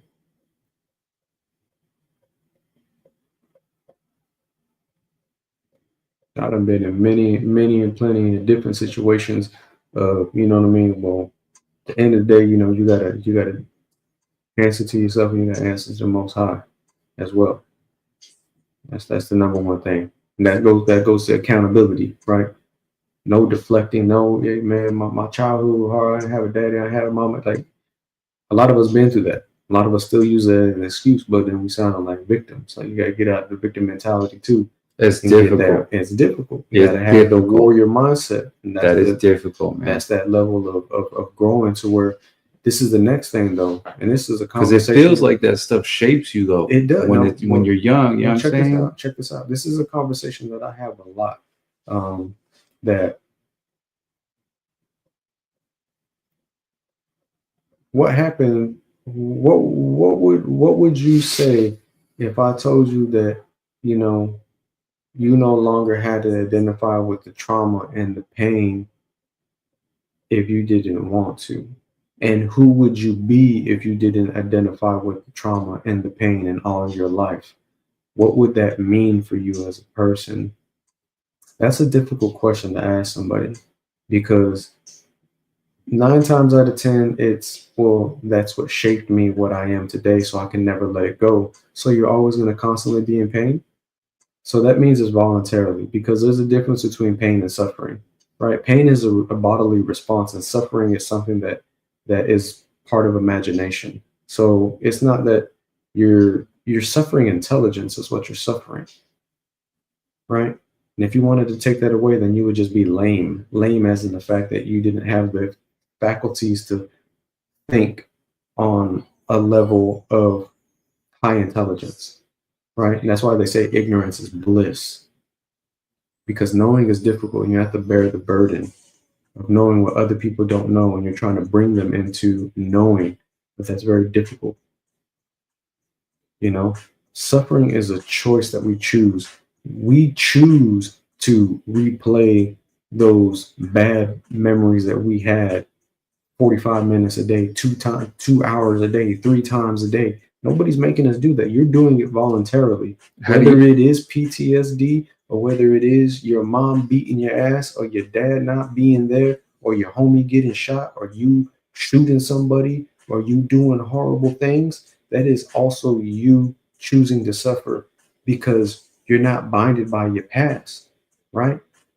But we identify so hard with our trauma that that's all that we think that we are. But what if we separated ourselves from our trauma, right? And started a new day and a new life and saying, I don't want those old experiences no more, because what you're doing is you're recycling old experiences. So it don't matter wherever you move. As long as you keep carrying old bricks, you'll always build the same foundation. No matter where you go, you're always going to build the same thing. That's why they say listen, it don't matter where you go from here. There will be no place in the known universe that you can go where you can escape yourself. You will always follow you everywhere that you go. You can't even get rid of yourself. Can't get rid of yourself. So, what I'm getting at is that if we choose not to identify with all that trauma and all that pain and all that too, it's like that's the only way we can create a better and a brighter day, because we're more than that. But we surmise ourselves as all these experiences that are just negative. So how could our life be anything positive if we're always thinking about negativity? If we grew our experiences from trauma, and those growths benefited the person, right? It helped them. How do they unlink that trauma then? Because trauma can be that negative source, but if they found a way to triumph, it's almost like it's tough, because it's almost like it is the most impactful way that we learn as humans is pain. But it's not the only way, but it is. So again, what I think is it has to be voluntary or it has to be involuntarily. You have to, and I don't want to sound too counterintuitive to what I was saying, but you have to choose to struggle voluntarily, because as I said before, resistance builds strength. And that's where the faith comes in. And this is where all the works come out. If you're a believer, if you're not a believer, but All of these prophets were tested and they endured great pain, but this is how they proved their faith, and this is how they proved their loyalty, by enduring, right? And knowing that that's the separation, that you're not your pain. Your body is lying to you. Your thoughts are lying to you. The only thing that's not lying to you is your spirit. If you knew the amount of what you control in your body, but we have just forgotten that you can control your pain receptors. You can cut yourself and your body can know that it's in pain because you're bleeding, but you're choosing not to suffer because you're paying attention to something else. Because you become one with it. It's like a merger. You just accept it for what it is. You know, you use it as a stepping stone, as a leverage. You know what I mean? For me, I'm like, oh, I'm just being tested again. Let me utilize this to you know what I mean? This is the method that the creator is using for me to transform and to transcend. I got to go through pain to figure this out.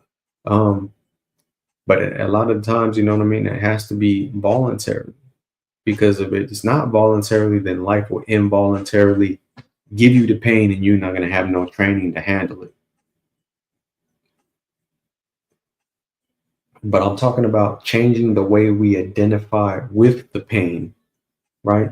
And not viewing it as the negative aspect that it is, and using that to weigh us down and to put us into fear and to put us in a low vibration, because fear is optional. Danger is real, but fear is optional. Pain is real, but suffering is optional. That's what I mean.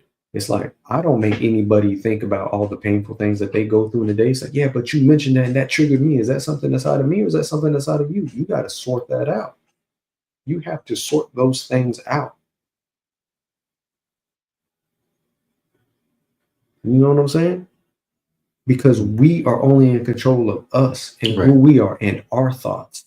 Mm-hmm. You have to make them work for you and not against you. You know what I mean? Like, yesterday is gone. That's why I'm saying those thoughts those moments can't hurt you no more. They're already gone. Mm-hmm. You know? And I've talked to some people who've been through some ill stuff. But I'm not making you think about those things. You're making yourself think about them things. But that yesterday is over. So it's voluntarily that you keep playing that thought on a loop, but you can't create anything new if you're constantly reliving the past. That's what I'm saying. The only reason I bring up the past is a form of knowing that part might sound counterintuitive. The things that we need to go back into certain ways of living. I don't even want to say past, present, and future, because it's all there,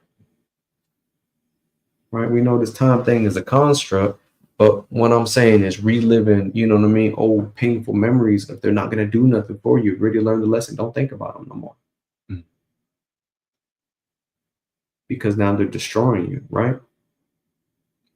And if you want to create something new, how can you create something new when you're not creating the future? We're too busy reliving the past, and not good things.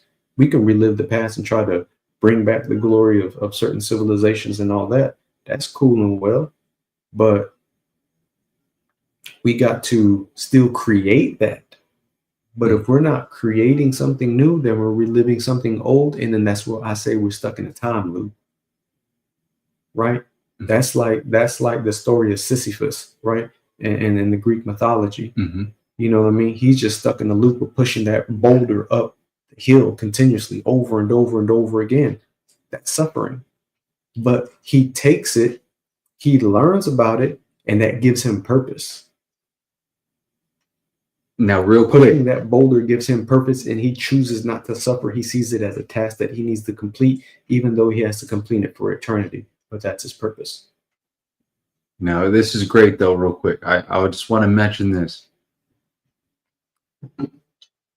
Instinctively brought up, like, you know, a story, right? And where did it come from? The Greek, right? Greek. So it's like a Greek, Sisyphus, you know, if you're familiar with Greek, you know what I mean? Why do all the ancient teachings only come from the Greeks? Another simple question. Simple question, you know? Mm-hmm. Same thing with what I was talking about earlier about America, right? So what was the history here before? No one did anything intelligent in this region ever. We have the highest amount of pyramids built in the world, but we don't know anything about them. Yeah. And the You whole know, Greek like thing, Greek philosophy, Roman mythology, Norse mythology, philosophers, all that's like, but where were they getting that? Because you got to think about it. I mean, you just go through time, right? You just go through time and memorial, right? Mhm. It's a construct, but we have dates, and you just got to look at civilizations. Mhm. Look at language. Language will always tell you who dominated. Like, we're speaking English, so we got dominated by English speaking people, because naturally we wouldn't be speaking English, not in this region. It's a fact. So language will always tell you who dominated. All right.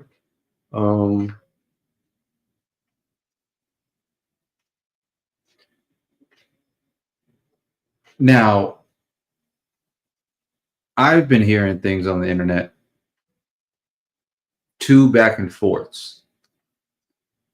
So when we touch back on the Greek subject, I've seen people pretty much say that, the whole Kemet is a lie.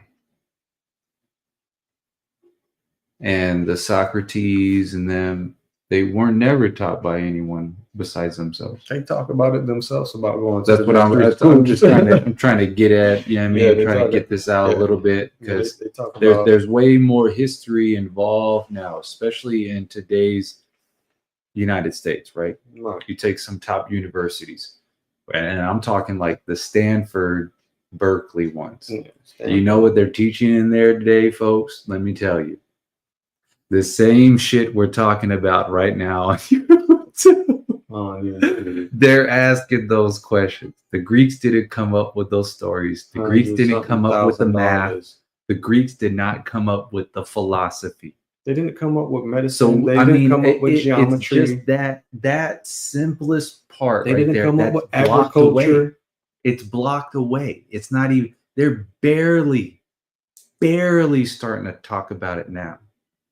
In classroom settings. Okay, maybe they had these in the private schools. Maybe I didn't grow up in private schools, but these are the universities you pay for, and they're talking about this. That the Greeks didn't get everything from themselves. They were taught this. They were taught the math. The brightest of their individuals, right?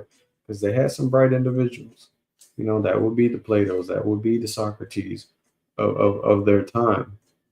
They went to the mystery schools in Kemet, right, in Kush, to learn. They dedicated years of their life. Not to say that they weren't smart individuals and what they thought they were doing was right or wrong.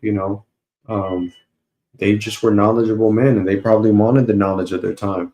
But also, it's wanting to change the course of history and saying that they've created specific things when they didn't. So this is also what I mean. When you look at time periods, it's like you could think these people were so advanced, but they called it the Dark Ages for a reason, people. And when you go back and look at the Dark Ages, like, these people were very, very vile. Like, they didn't even wash their ass. And I always go back to this, you know what I mean? He laughs about this, but this is the truth. Like, they didn't even wash their ass. Like, they would defecate in public because they just thought it was just an act of God, and they would pee in the public. They would, you know what I mean, defecate in the public. Like, people don't understand like where high heels come from. Like, men and women alike were wearing high heels because the city was filled with so much defecation that they wore high heels so they can walk through the shit, literally. They didn't have no facets of running water systems, none of that. That was all brought to them by the Moors. perfumes, soap, and all of that. Like, think how viable people, like, you can smell them, you know what I mean? Half a mile away coming because they smell like death. They smell like feces. But these are the people telling you they get all the education and they're the ones, the leaders of society and all this. Since when? Mm. Y'all was just in the dark ages in the 1500s, didn't know, you know what I mean, how to wipe your own ass. But now, all these years later, I'm supposed to believe you got all the answers for me when you got all the answers from us, and then you're trying to pull the okey doke on me. And one of the things too is that it's not being all mean, folks. But just look at the. That's just the truth. Well, I mean, not just that part, but the legality part. It's in their nature to take shit. Of course.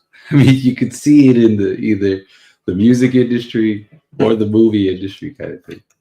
And Most of what I mean, when you talk about music, movies, or sports, they constantly want to be at the forefront, but they're never the ones that like invented or set the records for the most part. Like, come on, what are we talking? That goes to show you. And another thing, and then they made their own one recently, the whole pickleball.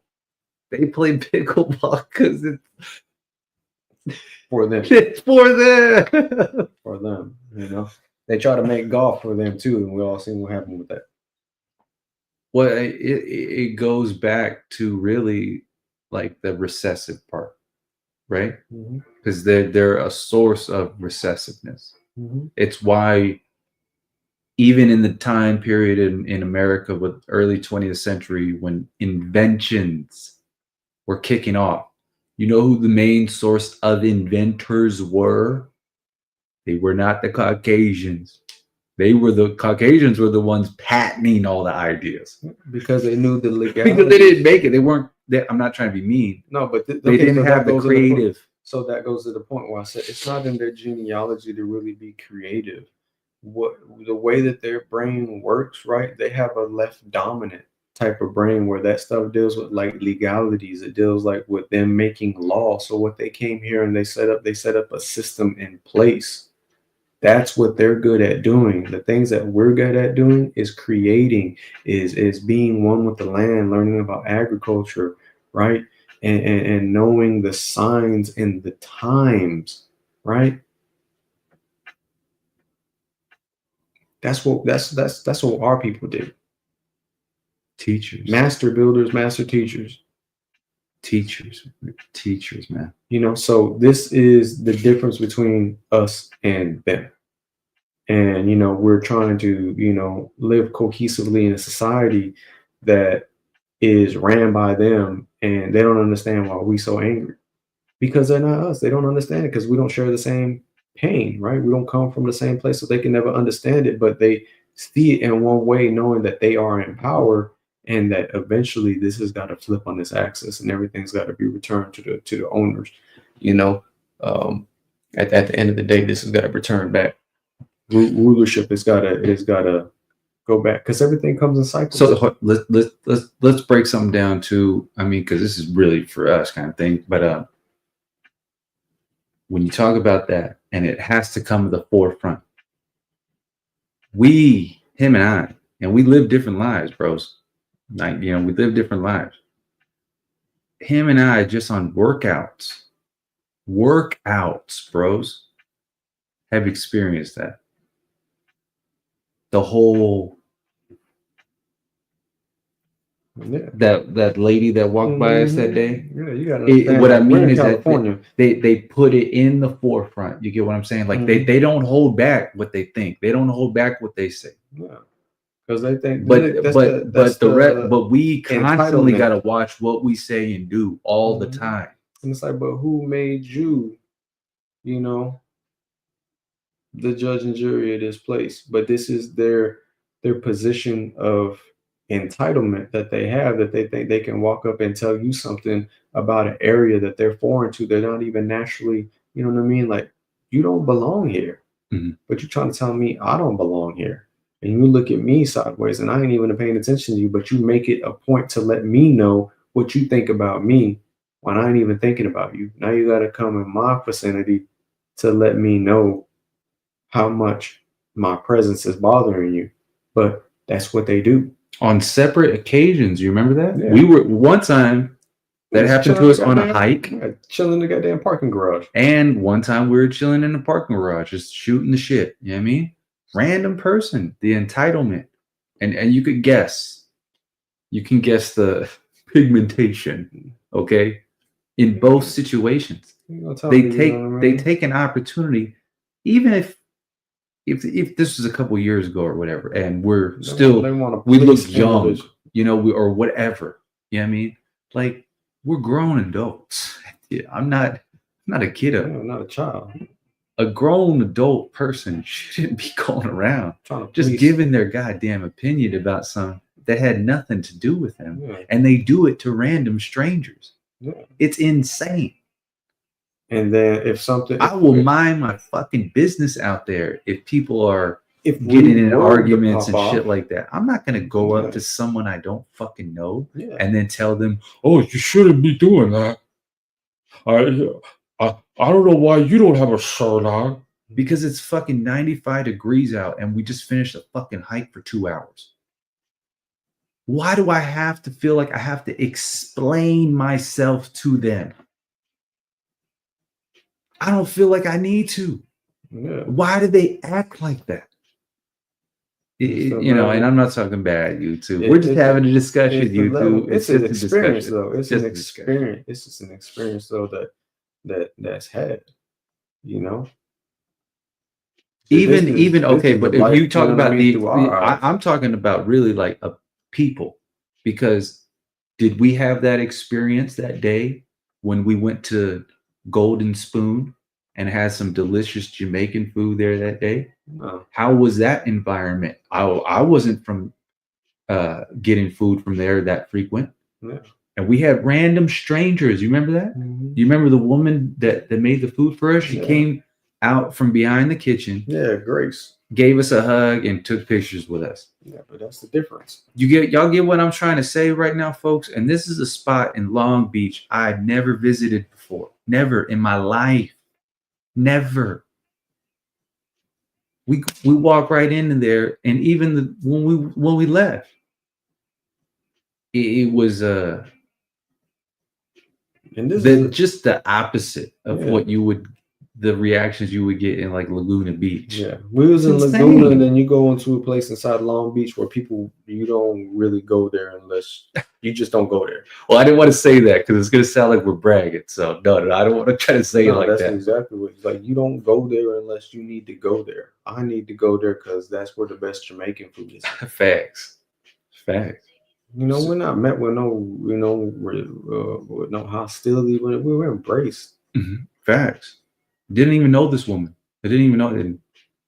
Sweetest lady in the world. Made great. The food was delicious. Food was delicious.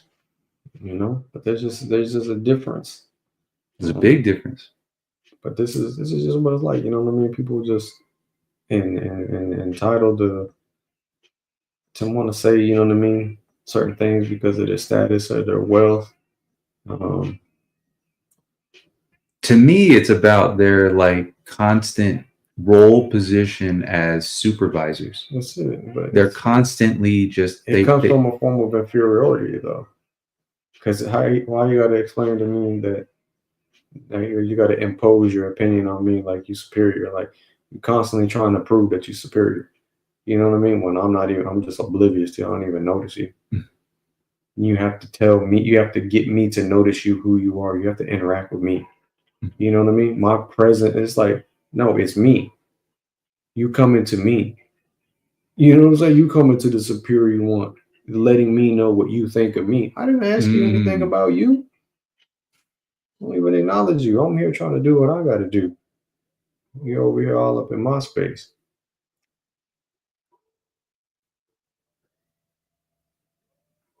Now, because I ain't got nothing, you know what I mean? Other than that, tell you, you know what I mean? Don't stay out here too long. You're going to turn into a goddamn lobster. we also know of really good people too.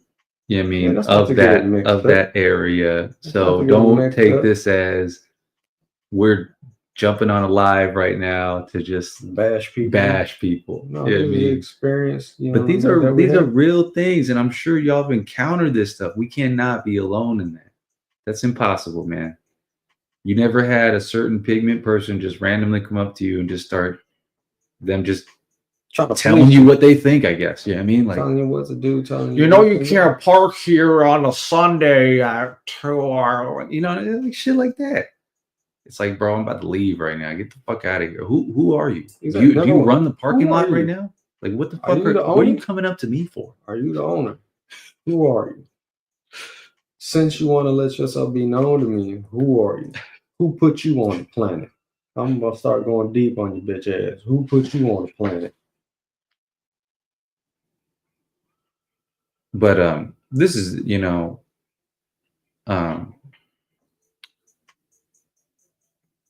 this definitely isn't also a segment to just keep, I guess, hidden animosities. You know, it's more of just shooting the shit about it, and to tell you, you know what I mean, like, it's the jokes are funny. You know what I mean? That like, ha ha ha, he's white. But trust me, homies, I ain't going to no fucking country club tomorrow. I'm not asking for a fucking part-time job at Hollister tomorrow. I'll tell y'all that, because I ain't fitting in. So we've just observed different interactions with people, you know, and we come from familiar environments that y'all might know. We're just a little bit more chill on how we're expressing it. Y'all know me though. There's I'll snap like Alonzo. I don't give a fuck. Vegas or nothing. I don't care who they are. But that's me. I like, he knows this stuff about me. I've been getting in fights since I was young. Not always winning everything. And that doesn't come from, it just comes from certain environments. It just comes from certain environments. And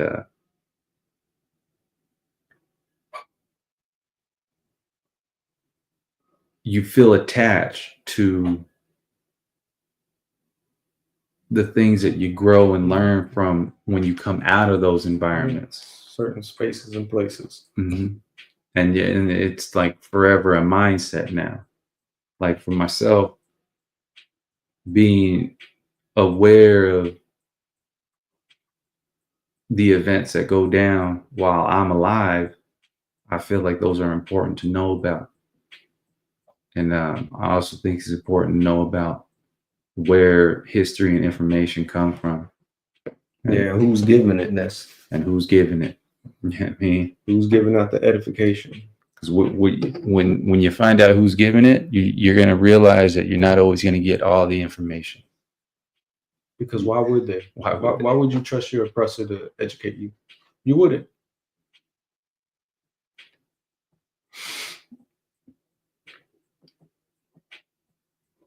And I see so many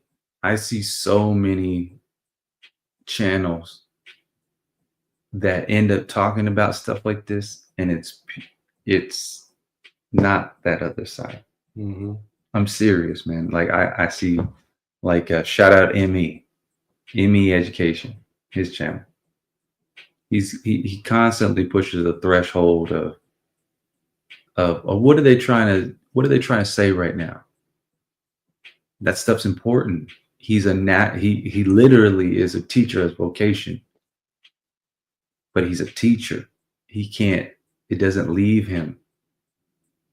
He's a creator. Content cartel. He's a creator. It doesn't leave him. You know what I'm saying? Even this funky live right now is something we are trying to create. And we're discussing things about how to get a grasp of yourself and your mind. And it's damn near 1:30 in the morning right now. early Monday morning, late Sunday night, whatever you want to call it. This is And impromptu. You know what I This mean? is the impromptu. Ain't none of this rehearsed. This is just stuff that we've already, you know what I mean? This is just second nature. Of course. And what I'm really trying to get at is that it isn't a bragging thing right now. Yeah, not how much I know, how But much it's you know, teaching. but it's a reminder to bring you into remembrance of things that you may have forgot, or things that you may not have been, you know, acquainted with. And hopefully this is a good segue or introduction to use this as a catalyst. Yeah, I think dive into. I think this is a great introduction, really, because we could talk more in length about a whole bunch of this shit too. Because I would love at some point if you know HB content.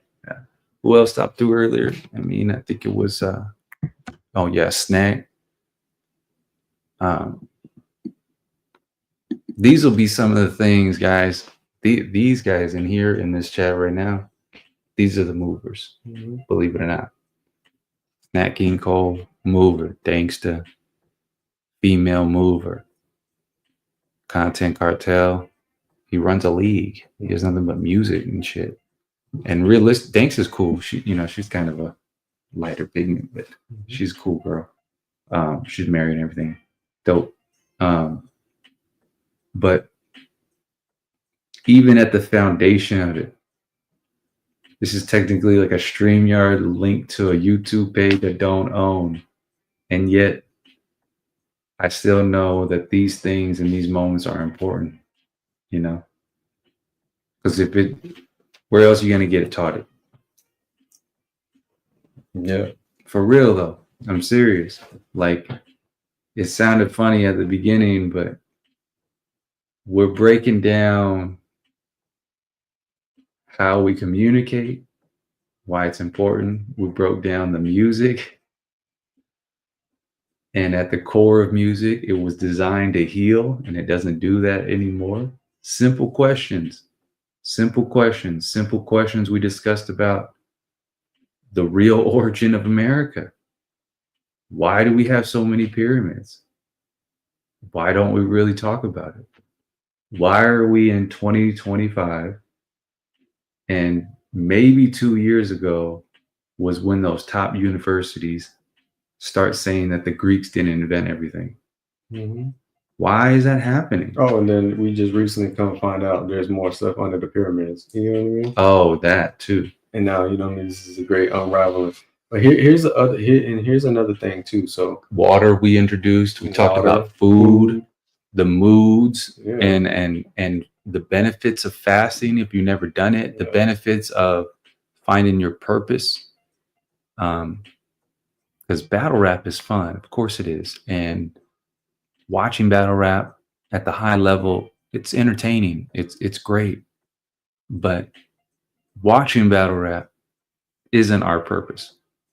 Yeah, it's just something that you do. It's just something that you do.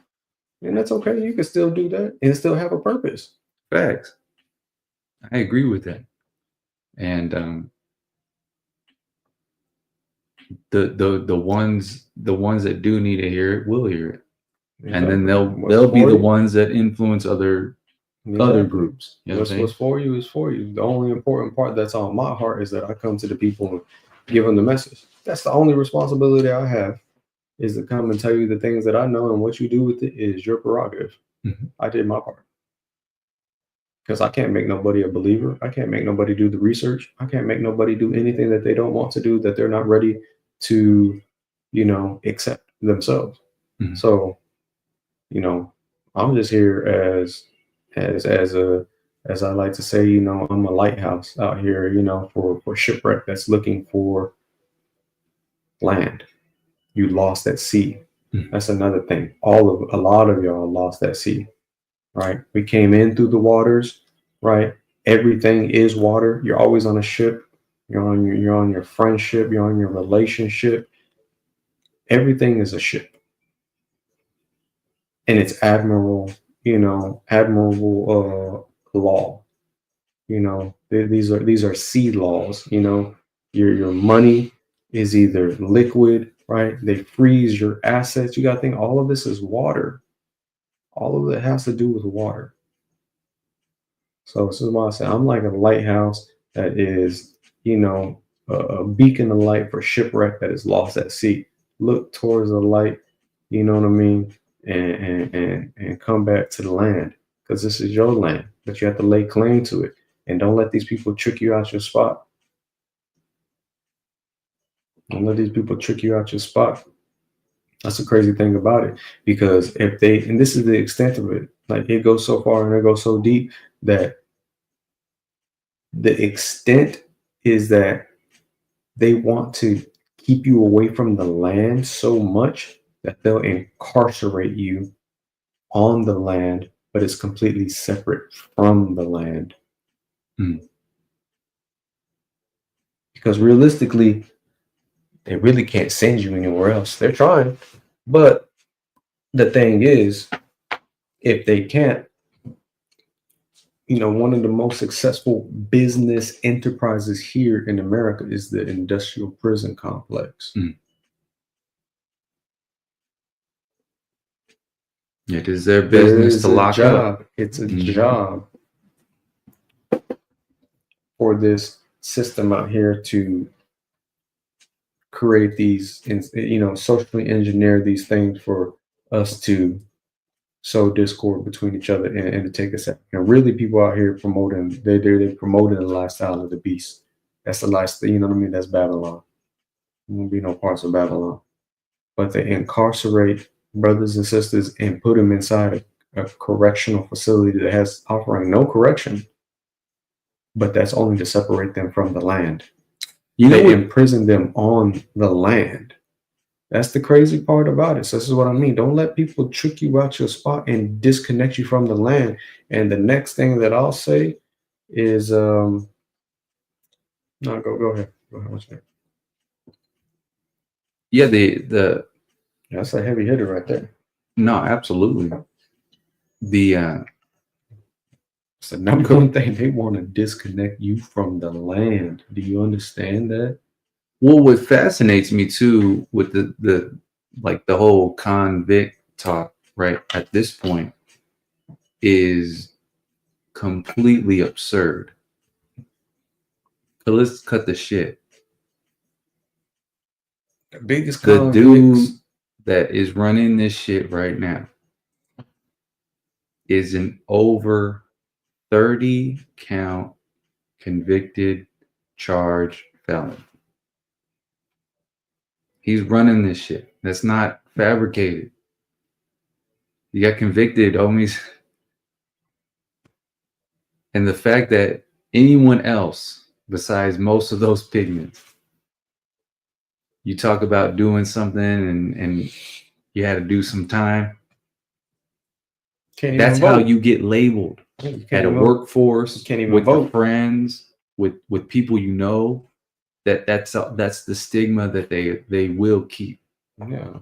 And it's supposed to be a double standard. A system where it's correcting, but nothing gets corrected. We don't look at those people or individuals like even my situation where they're now corrected.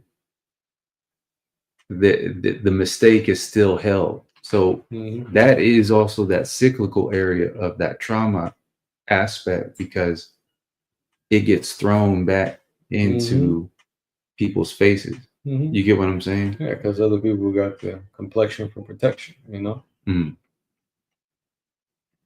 Because I even think with them, we didn't even really discuss the fact that scientifically, the fact that the blue eyes or blondes, that's a genetic thing. That comes from one genome. Yeah, really, do you know what that means, folks? Yeah. And it's a one mutation. genome. It's a mutation. One genome. They had one great granddaddy. That's how they keep it. Anywho, that's fine. That's I can leave that one alone then. That's a fascinating subject, and y'all really break that down. They come from one genome. It's insane. Why they But think that's like, their science. Because they're the ones that break it down to us. Well, if the mom has the X, the dad is this, the kids are good to have. That's how you have red hair. So they can do the labeling for all these other types. But when that research can now get typed onto them, and it's like, hey, let's uncover this more. Now they talk about all these mental health issues and in certain communities. Where's the mental health issue of that standard Caucasian man going rampage on certain in locations? How come that's not seen as a mental health issue ever once? And it's not even a one-time situation. They even had that kind of individuals go at the Trump. Yeah, it's prevalent. Like for real. You get what I'm saying? Yeah. Like One of their and they own. don't even. It's not even a threat. Let someone be on drugs, and we gotta have a war on drugs. This war on drugs. But we're not gonna have a war on freaking people doing those things in those public locations. We're just gonna act like they don't even really exist. Oh yeah, that happens. Well, the president took the dog outside today. Like that's what we do. It's insane. It's insane. I don't know. They get no. It's so weird how they get graded, man. That's all I'm trying to say. It's just so fucking weird, you know. Like not even we get level playing field. Huh? Mental health community shit. None of their shit ever gets addressed. No, even when they do crimes, bro, yes. They're like, nah, fuck it, let him be president now. Like, what? There's no one that could step up and fill the shoes of a 30-count felon. No one can step up the shoes to a 30-count felon on their side. They have to hold that guy up as their trophy. What are we talking about? Like, why would y'all wrap so much of your heads in that when it's the simplest thing? Just look at the simplest thing. He's a felon. He paid a prostitute with campaign money. You think this guy would do anything morally good? What the fuck are we talking about? The homie was married. He's in his late 70s. He's not changing. But look, they all you try to call up a freaking senator in Georgia and be like, nah, those ain't the votes. Count them again. What are we talking? And no one else could do that. No one else could do that, bro. It's been this way, though. I mean, you had goddamn Bill Clinton, right, married to getting head in the Oval Office. Like, this is stuff that happened. No. The Bill Clinton thing. Hold on, because I'll agree with you on that. But the biggest thing with Bill Clinton, but don't you see, he lied under oath in a court. That's just a crime. All of it. That's the crime. Fuck it being perjury. Right. Fuck it being right or that's ethically perjury. Or moral or nothing. Just off the law. He broke it. He broke it. And they're like, it's okay. We'll praise him. We'll praise him. No. He broke the law. No, but this is also. He plays the saxophone. Let him play the saxophone. He's okay. They do. Let me get on SNL. Yeah. He made it all right. That's insane. Meanwhile, it goes all of them. George Bush, all of them. Meanwhile, any other that's not them, that's halfway deemed as a leader or strong, is incompetent. Is out of here, fucking competent. We've seen that in our time so far. We're not old. We see those things of young rappers today. Yeah, because they got young rap leaders getting taken the fuck out. Yeah, because they got that energy. I'm talking shit like Nip. That's the last thing that they I'm talking shit like Nip. Yeah. He didn't even deserve all that shit. Get taken out like that, bro. I don't give a fuck what anybody says. I still remember that shit in the news, man. Nobody deserved that. in your own neighborhood like that. What the Mhm. fuck are we talking about? And now, you know, of course, it takes years and years later. Yeah, But of everything course, that come out. anybody that knew anything close to the streets or at that time or anything, fuck, even if you had social media, you would have known the people involved. They had been saying the people involved since the beginning. Mhm. Since the beginning. And it was so shiesty at the time because it was like, damn, that would happen from your own Your own camp. your own. For real. That's crazy. It's just crazy. And at the end of the day, I don't even think it was them. No. I still They just think it always was gotta that. they always got to use the people inside to take you out. I mean, they did it with X. They did it with Martin Luther King. I mean, they did it with I don't want to say with Huey P. Newton because the Chicago Police Department just murdered him. But a lot of the times, you know, they sow discord in the community and they get the community to take you out. That's their means of operation. That's how they, you know, they keep their hands clean. Okay, well, even the like what I'm trying to say, because I never look at people in the entertainment industry fully as leaders. Okay, so calm the fuck down. But you can take a situation as simple as a Charlie Sheen versus a Jonathan Majors. Well, no, I'll give you a No, I mean, come on. No. You know what Charlie Sheen's done. No, I'll give you a real one. You know what he's done, bros. No. I'll give you nothing compared to what Jonathan Majors. I'll give you some real shit. But what I'm trying to get at though, real quick, is that systematic part, right? I've already named an example of Nip, right? And I named now with the more recent with like a Jonathan Major. I know that he didn't get offed or anything. Anyone that's seen, what I'm trying to get at is anyone really seen as a leader, even if it's like a fictional, they're out of here. Yeah. That's not a coincidence. I can't have it. Look at Black Panther. They can't. I'm dead serious right now. Like, I hate even being in the situation where I feel like I'm defending R. Kelly. No, but you know what I mean? Like they even because look. If R. Kelly's crazy, he's crazy. I get that. But there's been a lot of other crazier rock stars. Yeah, and I'll give even movie directors. Movie directors that date their own kids. So like what the great example is R. Kelly, right? And what he did versus what the lead singer of the Rolling Stones did.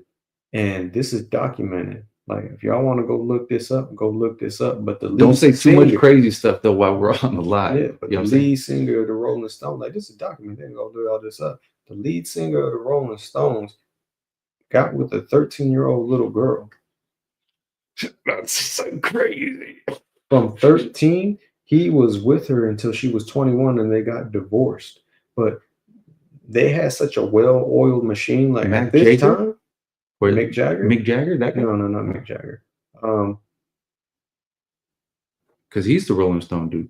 The lead singer. Is that Mick Jagger? Yeah. Whichever is the lead singer, it might be Mick Jagger. The dude that's from England, right? John Lennon? No. The leader of they're from England. But the lead singer, I don't know that much about it, but I know he's a lead singer. And I know he got with a little 13-year-old girl. And he was with her for a long time, and they just had a well-oiled machine that anytime that news started to come out, they had people to cover from because the Rolling Stones was the biggest damn rock stars in the entire world at this time. And so it's like at this point, it's like he never did time. He never went to jail. He never did anything. He was with her from 13 to 21. And it wasn't only until after that she wrote a book about everything that happened and exposed everything, and still nothing happened even after the fact. But you can put somebody like R. Kelly and then put him in prison for that. But you telling me this lead singer for the Rolling Stones can do this and get away from all that? But y'all gonna throw the book at R. Kelly? So where are we drawing the line at? Then that's kind of what I mean, you know, exactly. Like the Charlie Sheen thing, right? I didn't watch his shows, bro. So I'm not bringing his name up because I'm like a Charlie Sheen fan. I'm I don't even really know the full reference of Tiger Blood. I'll be honest with y'all, okay? But I know he's something connected to it. Anywho, he's done some crazy shit. He has done some crazy shit. I think #1 sitcom shows in America. If I'm not mistaken, I think the story goes he was in a hotel fighting it out over a crack situation with a prostitute. Mm-hmm. What are we talking about? Yeah, and still having a #1 show like 2.5 Men. You know what I mean? On national television. Oh, talking about God. That's Uncle Charlie. Yeah, Uncle Charlie has a problem with cocaine and goddamn prostitutes. Because crack is cocaine, just to say that, just to reiterate to the world, in case y'all don't know that. It's a derivative of Crack cocaine. cocaine. Crack cocaine. He's yes, that's just a crazy story. Yeah, Meanwhile, like Pookie, goddamn it. Meanwhile, and mind you, it is almost comparable to like a major studio because it was one of the highest rating Fox. shows on the Fox. whatever program he's on. You know, it was on Fox. They're just like, he's a wild boy. What the fuck? That's all we gotta say about him, huh? Yeah, he's just a he gets out of hand sometimes. He's a wild boy. But that's, you know what I mean? That's PR, you know. I mean, that whole psychology of it is a whole yarn to unravel itself, you know. Because they're celebrities, right? They're above the law. Why they know people. But yeah, that's why the whole thing just has to fall. There's just too much. There's too much filth, right? And even going further, and I don't want to get to too much because they probably shut the shit off for that. But you know, we've talked about some wild shit. There's too much extortion going on in American politics with judges and politicians, and because they were all on a specific list, and somehow that list has been revealed, but I ain't heard nothing about it yet. But we still talking about X, Y, and Z.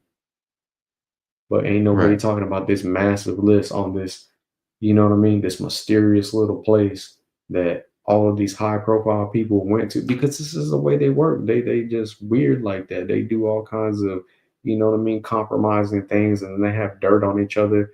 And, you know, now they can, you know, sway, you know, public opinion, and, you know, now they can get certain bills passed, and now they have certain, you know, they just have people in their pocket, you know, because they're afraid to get exposed for what they did.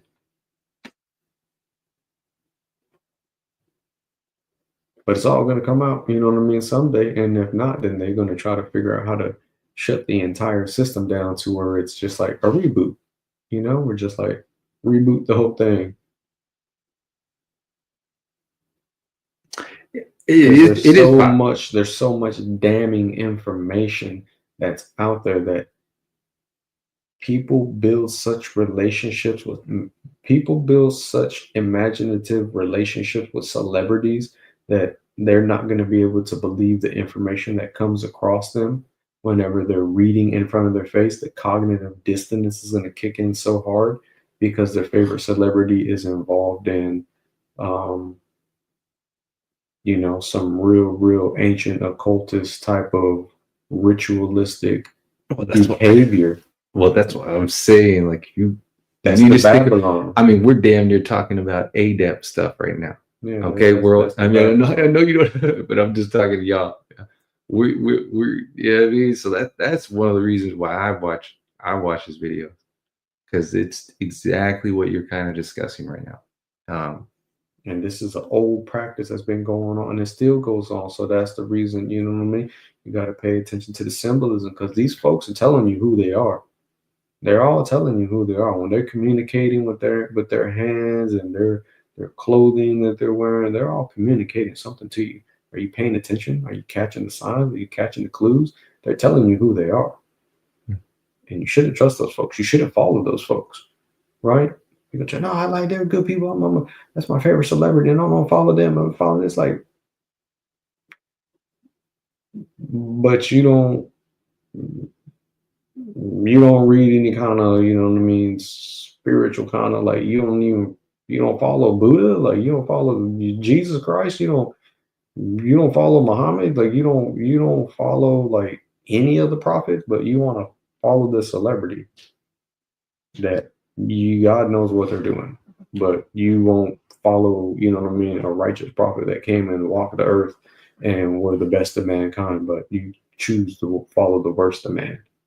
Well, I think like But that's what we call, that's idol worship, and that's what I'm saying. People build these unrealistic, imaginative relationships with celebrities, and it becomes idol worship. And then when there is hard evidence that comes before people, they're not going to want to believe it, and it's going to just throw them for a loop, just because that's just the way that Babylon is set up. It's like, look at these people; they're so much better than you, and you should idolize them, and you should worship them. They got more material wealth than you, and if they weren't favored by God, they wouldn't have the mansions, and they wouldn't have them. That's the curse. well, I mean, yes and no, and that is the hard part right there. Is because people fall in love with that fame. People fall in love. I don't they think they must be favored because they're successful, and they're like, no, that's a part of their test. And that's a part of our test, not to fall in love with the vanity of having fame and having fortune and having all those things. Now, if you can do that and still walk the line of morality and this and that,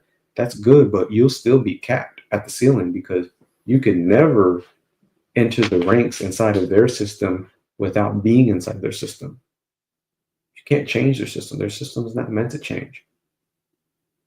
You know what I'm saying? Like, you can't go in there deep undercover and think you're going to change anything, because at the end of the day, this is what it comes down to when I say it's all about comprehension and knowing who you're dealing with, right? It's the important part. Is at the end of the day, you can cosplay a conscious person, because there's almost no rites of passage to prove. You can go in there and say the lingo and do all of this, but you can't cosplay a Satanist, because they're gonna make you do something to prove that what you're about.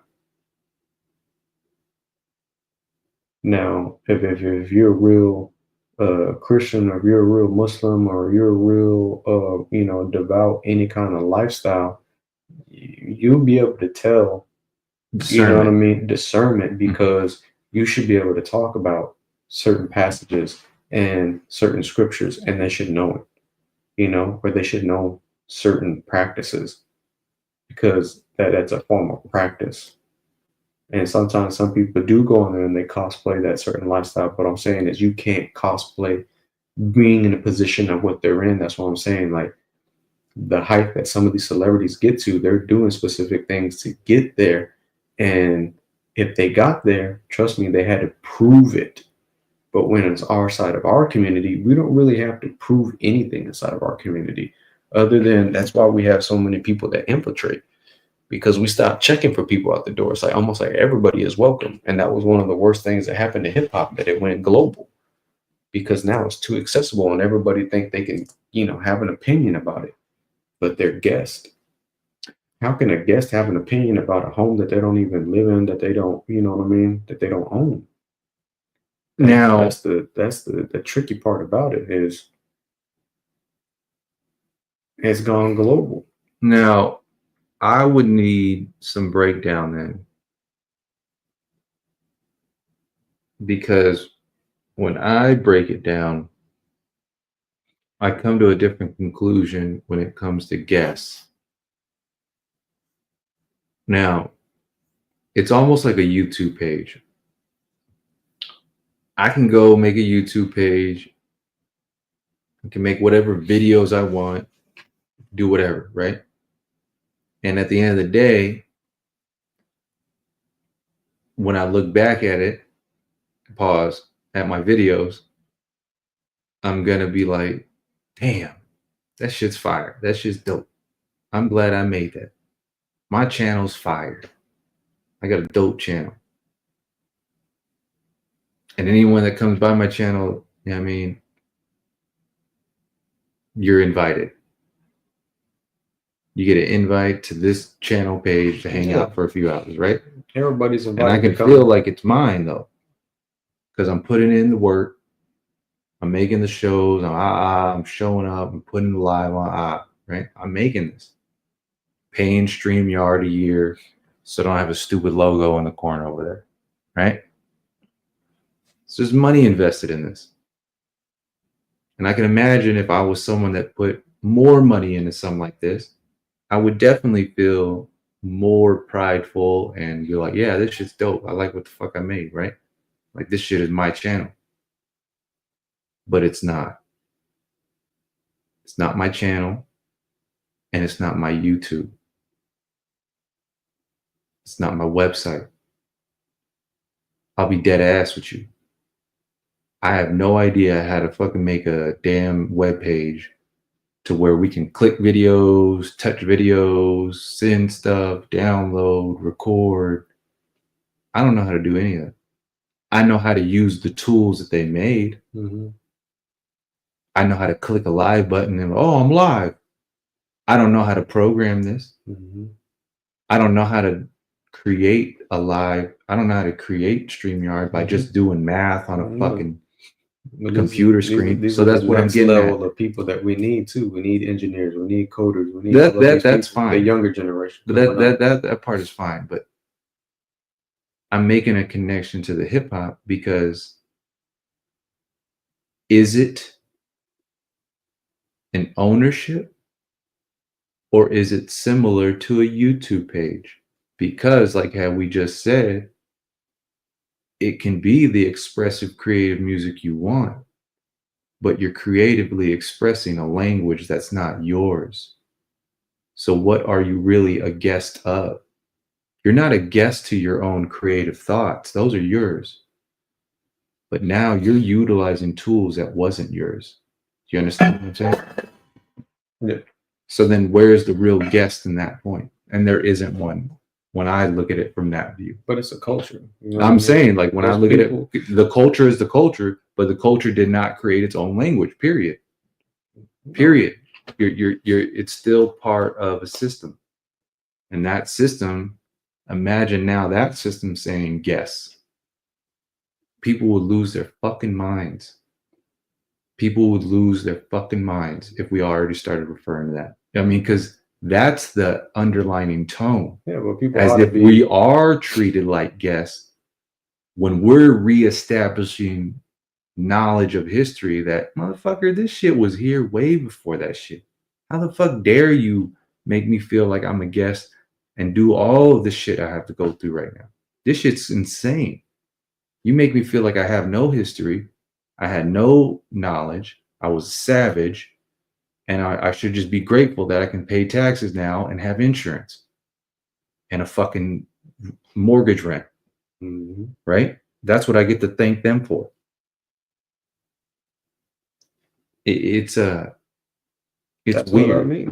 They're so I'm just trying to that's the say next the thing, whole too, guest that thing. I they're don't think also- it's a real standing ground. And I know it's a highly sensitive topic because but no one there's talks still- about There's that. still guests here, regardless. Like there's still guests here on this land. Like that's just the way it is, bro. But they are the overseers. They may be that, but they are the overseers. They've been placed a system of enslavement to keep people. What's the word? Reliable, reliant. Subservient. Hmm. Okay. But that doesn't. They're a guest. They're guests here. They're not owners. They don't own any of this. They know it. All of them know it. That's why they're terrified. That's why they do the things that they do. That's why they try to eradicate us at ridiculous numbers. They know this. But there's nothing that they can do. That's the point of it all. They can have all the technology. They can do all of this. Your genes are recessive. They will never naturally dominate the planet. That's not the way that nature built you in your genealogy. It's not going to happen. And that's why you have to interface and use technology. That's why they want to push the transhumanism, and that's why they want to merge with technology and become one, because their physical avatar is not going to be able to be sustained. And transhumanism has nothing to do with being a transvestite. Okay, just so you know. That's what I'm saying. They're gonna clip that. They're gonna clip that 4 seconds. Like, oh, you talk about trans. No, the merger of man and technology. it's about technology and humans. It's a fairly new term. It's to say that your life is like 100 years greater old. with the advancement of technology, right? And there is biologically one species that wants to integrate with that technology because they're not going to have the physical capacity to withstand the changes in the environment. So they're going to have to survive by way of technology, right? Uploading their consciousness to a cybernetic organism, a quantum computer that is like a cloud, right? A cloud-based consciousness. So let's hold on though. Let's kind of slow that one down, because I don't mean to say it like that, but I'm more surprised with the younger guys, okay? With how many I've seen recently that just barely started learning about Neuralink and that it was real. Can you believe that? I'm not talking bad, because we all learn different stuff, so I'm not talking bad. But yeah, I've heard people outright say, "Are you sure? Is that even real? What you're talking about?" I'm like, and that's the other thing. Neural? I'm not talking like Marvel right now. You know, I didn't say Loki's gonna come down and change our minds and stuff like that. You know what I mean? I'm talking about real things, and I'm not talking bad, but I'm saying like they didn't even know about that. They didn't even know about Neuralink. People pay attention to different things, but That's true. why That's it's true. important That's true. to have That's the true. conversation to know that not one person can know it all, but this is why we come together and you know, we have discussions, you know, so we can spread the knowledge and awareness. Like, I get it, some people have families, some people have jobs, you know, they work night shifts, you know, they don't Know have about time, that. Yeah, you know, they don't I have get time that. to read about tech and you know what is coming out. I guess You know? I thought that subject was always really fascinating, you know, because it's a computer chip inside your brain, you know. But yeah, that makes sense. I guess everybody's not gonna research, and they're doing a lot of studying with it. But yeah, this is only the beginning with the technology. It's just gonna it's only gonna push further. Like, that's why I told you we were shooting pool today, and I was telling him, he was like checking something on and I'm like, I seen something the other day where they're gonna have technology where you could wear frames, seeable device, huh? and inside the frames you'll see a message, and at this point you'll just be able to think a response, and the automated AI is going to do all of the stuff for you. It's going to read your brain signals. No, I mean stuff like, okay, for example, you get an email and your boss says, hey, after work, you know what I mean, we're gonna the guys, we're going to Dave and Buster's. So the technology is going to advance so far where when you receive that message, it will break down your route. It will tell you the best prices of food. It will tell you peak traffic time, and then it will give you options of automatic responses immediately. You won't have to think about them. That's where the whole ChatGPT AI is leading to. They want it to have a technological assistant to where you're not thinking about day-to-day things. Yeah, it's gonna be like a That's Jarvis. insane. It's gonna be like Jarvis for Iron Man. But think of it more like, we grew up reading maps to get somewhere. Now a phone will tell you where to go. Yeah, we had to use MapQuest, goddamn. But the point is, I put money on it. I put money on it. Anyone under 22, they can't read them. Fuck y'all. I don't believe it. I don't. I think if y'all had to read an old LA map I put and money to on. go to drive around downtown LA and reading a fucking map, get out of here. I put money on that they don't know how to write cursive. Well, we don't have to get that far because cursive is mostly pointless except for reading law. I mean, but at this How are point, you gonna? That's what I said. Ignorance is no excuse of the law. How can you know the law if you can't read cursive? what's more fascinating is that you can get the current programs to talk about obscure celebrities. I'm talking obscure battle rappers, obscure anything. Ask that same bitch ass technology, ChatGPT, and be like, okay, break down a step-by-step process that I would need to do in order to gain $3,500 next month in 1 week. If it's that fucking smart, right? It can't come up with any goddamn fucking plan in the world. Nothing. So how does those technologies really fucking help us? They don't. This is what I'm getting at with the map thing. They're stifling. They're purposely stifling something. I don't know what it is yet. That makes our shit think harder. They're stopping it. Everything. They want to stop creativity. It is. That's ultimately the goal. And that would have been the whole big circle when we discussed. Because why create when you can have something make it for you? Yeah. Just like why would you cook when you can have somebody cook for you? Right. Why would you clean your own home when you can pay someone else to clean it? Mm-hmm. It's your home. Yeah, it's too much reliance on somebody. What are we talking about? It teaches you responsibilities. It teaches you how to clean up after yourself. Mm-hmm.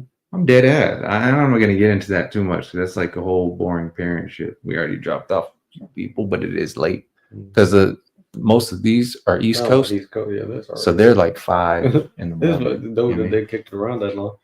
It was dope. They even showed up. Yeah, they got the rest of it. Yeah, for real. I think they will too. Because I'm keeping this. Mm-hmm. There's no, well, except for the beat, but you did say they're copyright free. So there shouldn't be anything that to stop up this upload. I don't even know if you can hear it. They're kind of low. I couldn't really hear it on headphones. Yeah, it's probably too low. I could barely hear it. Because this one, because you know you can play music on StreamYard, right? Yeah. But all the beats are kind of basic as fuck. We done covered a myriad of topics tonight. We did though. We did, and I think if we surmise it a bit,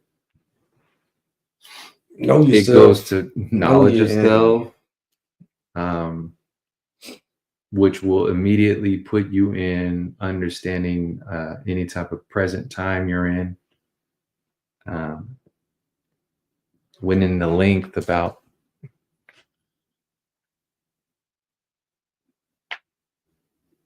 an individual's purpose and their calling, and that inside of this entertainment, none of this is worth worshiping.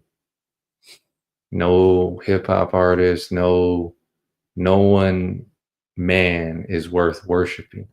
No one's bigger than the program. You know what I mean? Nobody.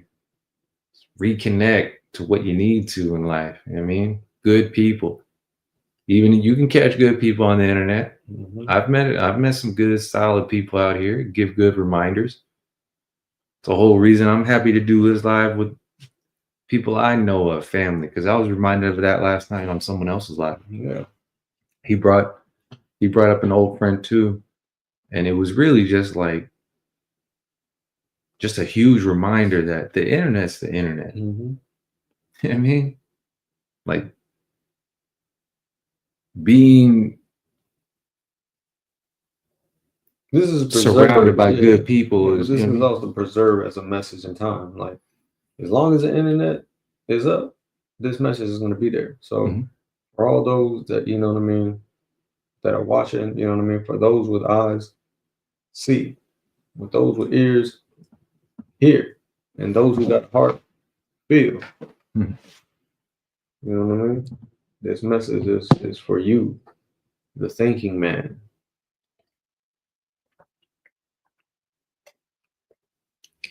We got a whole lot of thinking over here, folks.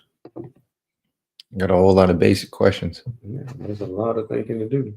But what to come with the thinking, come with the solution, right? Just get caught in the thought, get caught in the solution, get caught in the action, Yes. make something shake. That's what we got for that. Yeah, folks. So appreciate y'all stopping through. Content Cartel, salute. HB2N, salute. Gangsta, salute. Snack King Cole stopping through. I appreciate it. If y'all catching on afterwards too, I'll catch you on the next one. Peace. Peace.